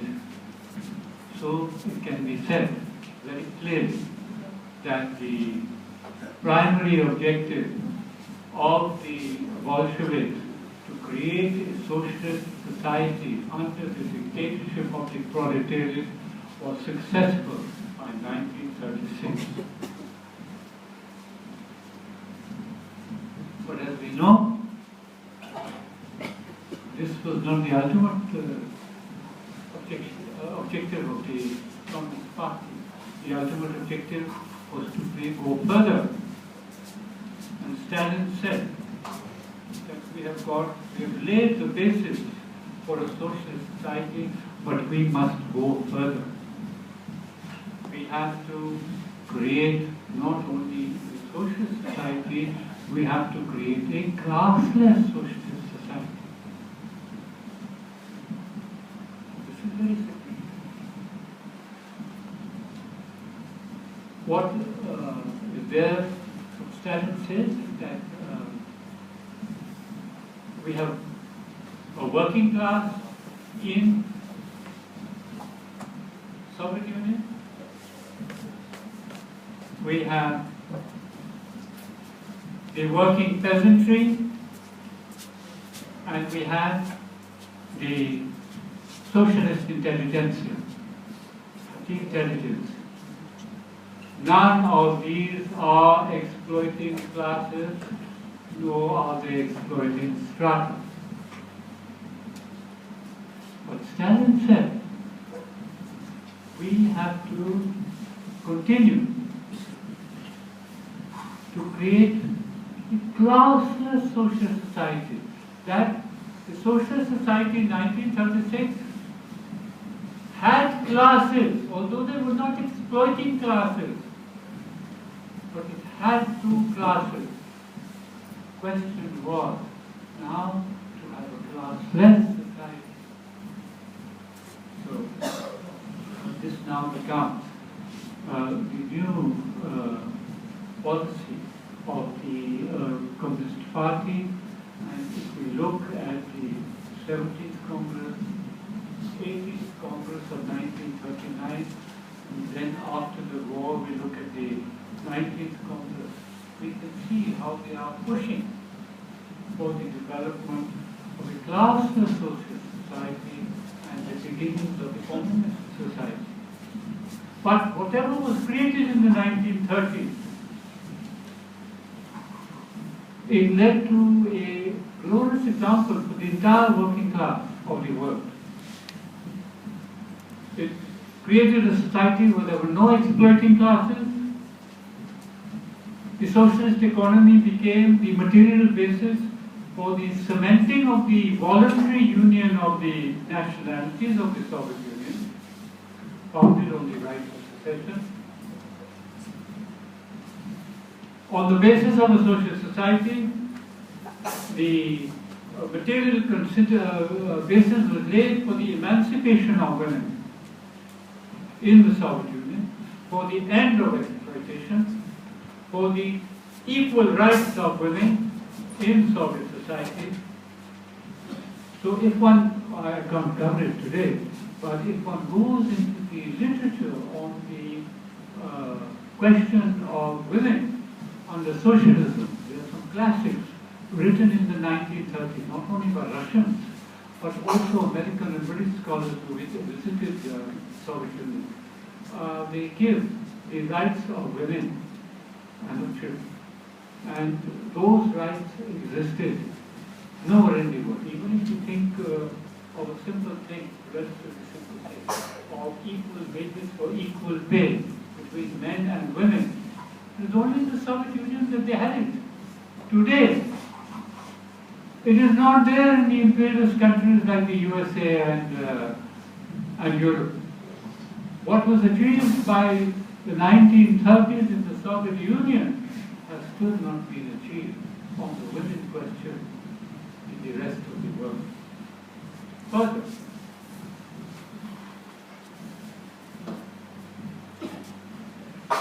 by the 1930s, the socialist culture, rich socialist culture had been established. Perhaps all of us know the names of Gorky, of Mayakovsky, of Fadaev, who wrote The Young Guard, of Ostrovsky, who wrote the book How the Steel Was Tempered. Maybe we know about the paintings of Lenica. I think everybody knows some of the artwork of the Soviet sculptress, Vera Mukhina. Everybody knows the sculpture of the worker and the collective farm woman peasant holding hammer and sickle. Everybody knows that. That was a product of one of the great sculptresses of Soviet society by the name of Vera Mukhina. I think everybody has heard the name Eisenstein. Most of us would have heard of Kudovkin, Shostakovich.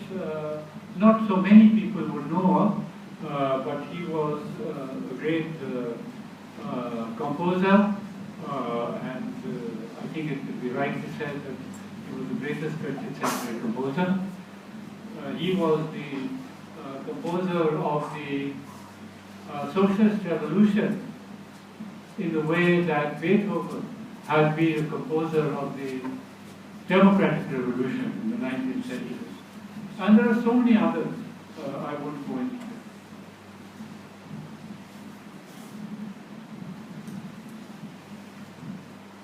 Industrialization, collectivization, the defeat of the opposition, the defeat of the fifth column in Soviet society meant that the preconditions for victory in the Second World War existed. And these victories were not just Soviet victories. Without the defeat of the Trotskyite opposition, without the defeat of the Bukharinist opposition, it would not have been possible to industrialize, and it would not have been possible to have the military equipment for the Second World War, which defeated Hitler in Japan. The victory of the revolution in Eastern Europe and the victory of revolution in People's China and People's Korea could not have taken place so easily without the victory against the opposition and without the elimination of the fifth column in Soviet society. And it led to the creation of a socialist and democratic camp all the way from Berlin to Beijing.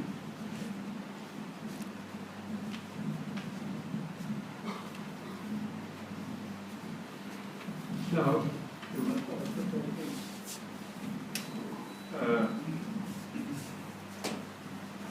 how much longer I should speak, because sorry?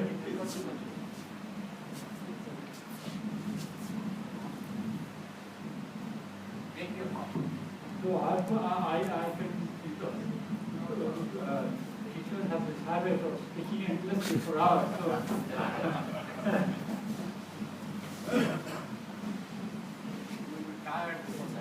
no, I can continue. Now,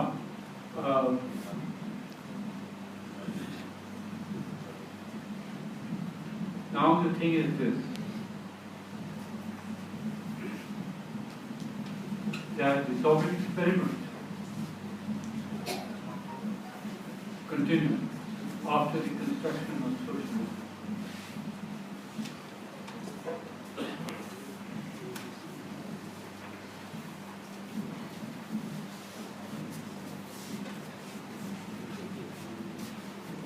And if we look at some documentation which has been open in the archives after 1991,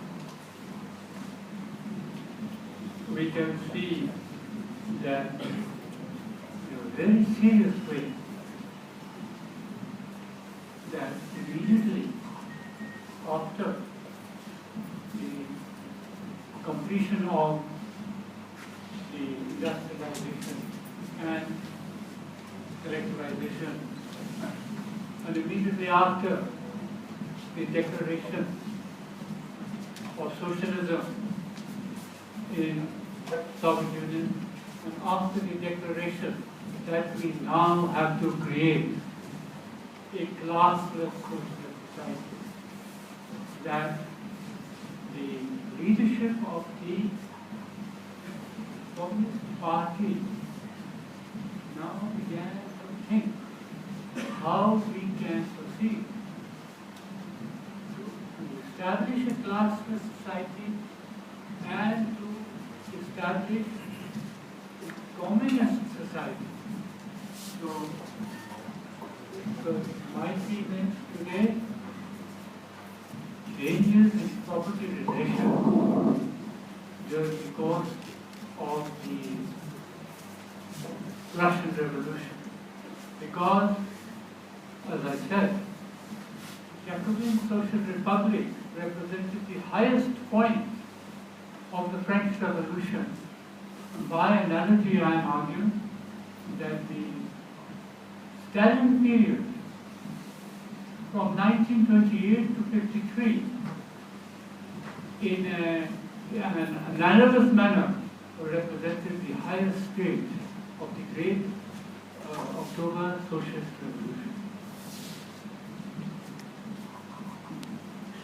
And there are public documents which go into this question.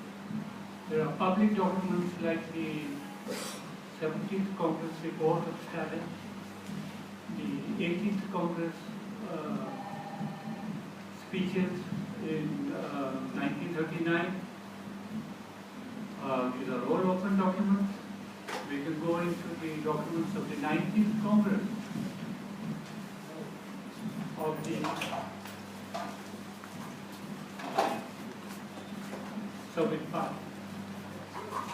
These are all open documents.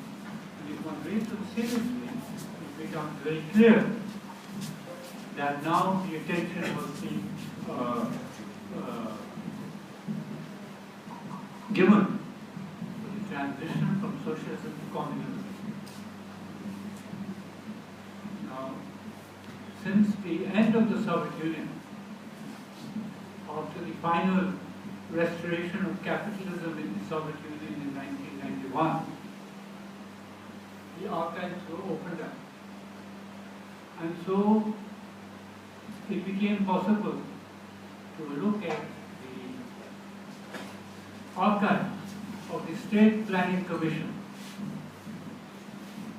and see what changes were taking place under Stalin and what changes took place in the Soviet Union after the death of Stalin. But they also reveal the various plans which were written before the Second World War on laying the economic basis for the transition to socialism, to communist society. Even we have a 20-year program which was drafted before the Second World War on laying the economic foundations for communist society. And recently, those documents opened up in 1990s. but recently some documents of Stalin, the files of Stalin relating to the construction of socialist, of communist society have been opened.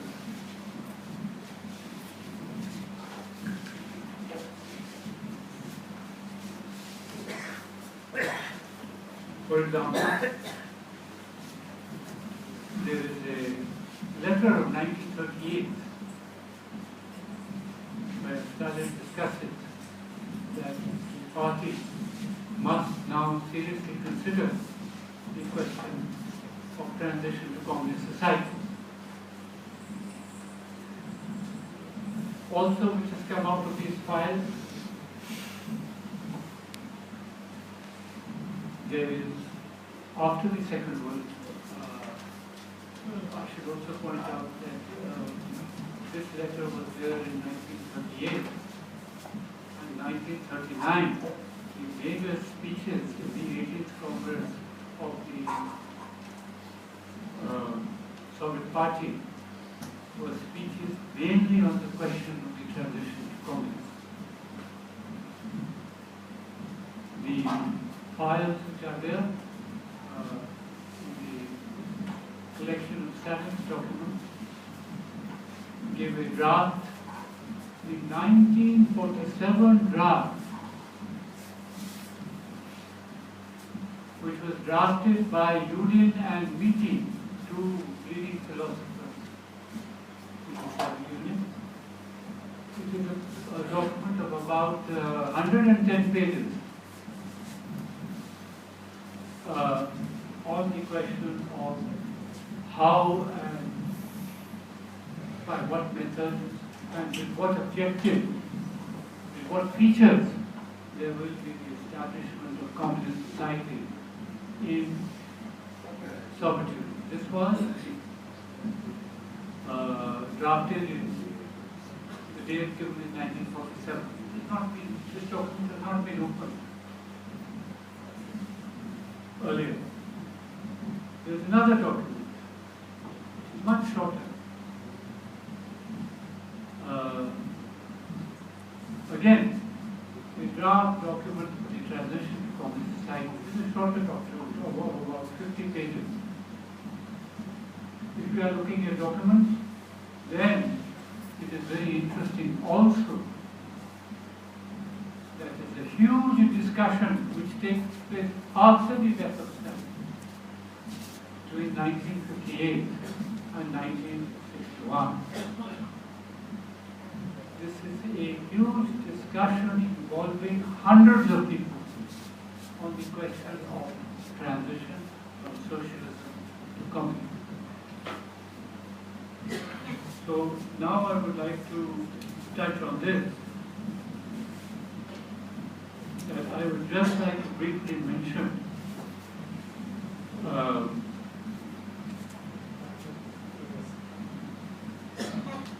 some of the things which were discussed in the late 1930s, particularly in the 18th Congress of the CKHUP. The documents of most of these speeches are mainly in Russian. Stalin's speech of that period in that Congress is available in English. But most of the speeches are there in Russian. And what has happened is, as a result, they are not very well known in the communist movement and amongst progressives. So briefly, I will give, then try to finish up after that. I will try to give some elements of those speeches.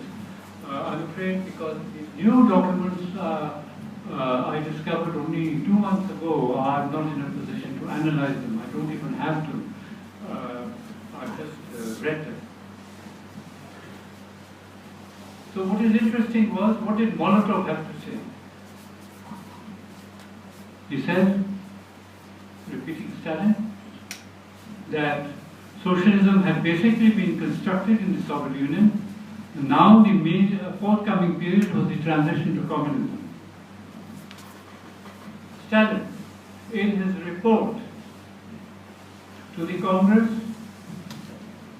noted that the Soviet Union had outstripped the principal capital countries with regard to the rate of industrial development and as regards the technique of production. But then he pointed out, we have yet to outstrip the principal capitalist states in terms of industrial consumption per head.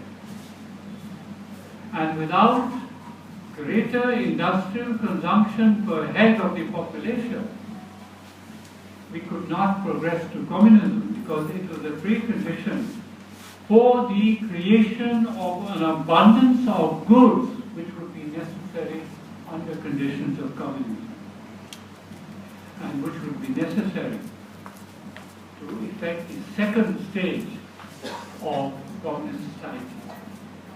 Now, in terminology, one set of terminology in the communist movement says that first stage is socialism and the second stage is communism.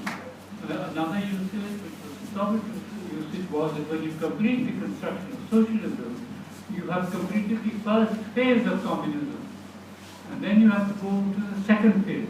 So now they are saying we have gone far in the creation of the first phase of communist society, although at the same time they are saying we have to still create a class society.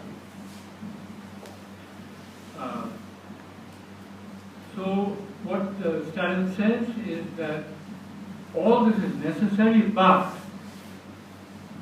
of course we all know that the state does not exist in communist society. So he said that the continuation in our position because of our conditions, the continued existence of the Soviet state was necessary during the period that Soviet communism was being established. At present, capitalist encirclement existed of Soviet Socialist Republic. The job of the Communist Party was to create a condition in the world of socialist encirclement. The Soviets had to end the danger of foreign military attack, and therefore it was necessary to continue the existence of the military organs, the penal organs, and the intelligence organs.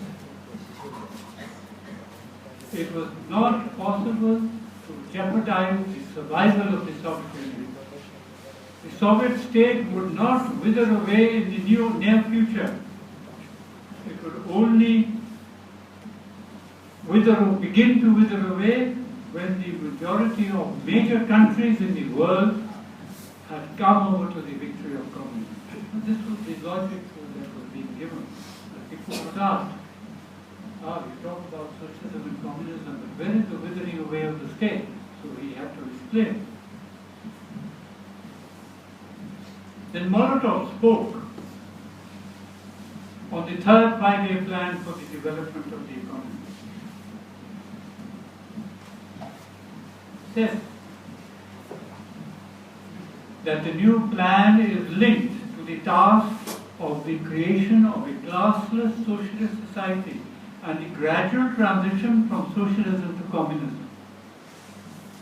Collectivization had destroyed the Kulak class, which was the last exploiting class in Soviet society. All private means of production had been ended. Cooperative form of property relations had been established. So that, by and large, the first phase of communist society was completed. The third five-year plan was a major step towards the formation of full communism. He pointed out that social differences still existed between the working class and the collective farm peasantry. And these social class and social differences reflected the difference of the property relations between industry and agriculture, between the state enterprises and the collective farms. In the transition to communist society, the working class would play the leading role and the collective farm peasantry would exert an active role. Very interesting formulation. He noted the differences between the advanced and backward strata of these classes, saying that different sections of the population had a different understanding of private interests and general interests of society. He argued that the majority of the population put the general interests of society and the state over the private interests while they were building the new society. But there were also the interests which tried to snatch things from the socialist state. There were sections of the peasantry who would like to worry about their own collective farms and their own individual interests. But it was this Stackophonite movement. He argued the movement for the improvement of labor productivity was established by the working class itself. He argued that the Stackophonite movement in the factories has established new technical norms and raised productivity in the second 5-year plan, which guaranteed the further interests of the Soviet Union. A third major speech was given by the chairman of the State Planning Commission, a person by the name of Vijay, who played a very major role in this period, although he fell from grace after the Second World War. He argued that there are 5 principal tasks for the establishment of communist society. Number 1, the productive forces needed to be developed so that the economic level of the USSR economically surpassed the leading capitalist states. Number 1. Now, a very major effort taking place.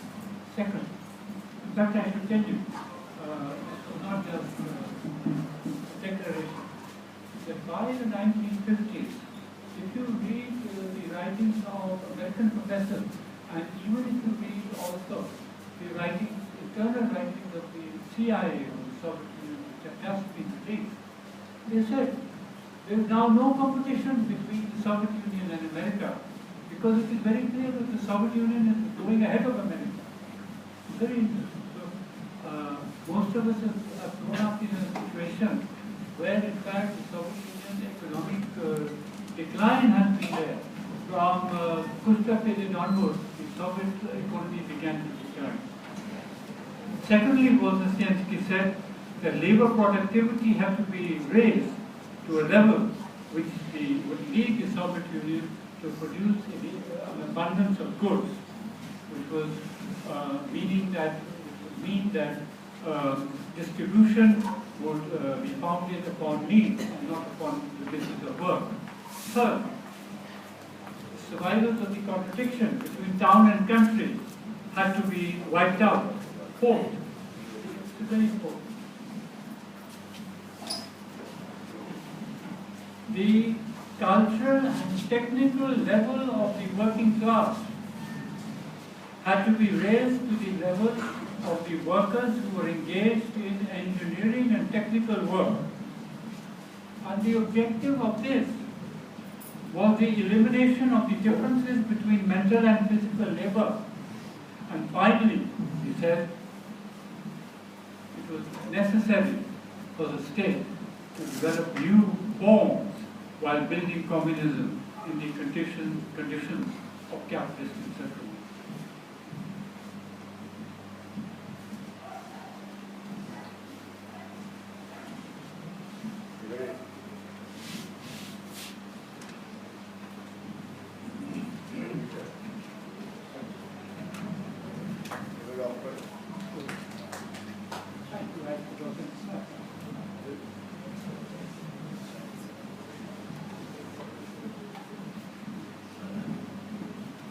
summer. As far as the transition to communism was there, I mentioned that a 20-year plan was established for the transition to communism before the Second World War, and it continued after the Second World War. And if you read the writings of Stalin of this period, you will see that from 46 he says it is possible to construct communism in one country, and then in 19 speech he talks about items which are necessary for the transition to communism. So I would say that I have discussed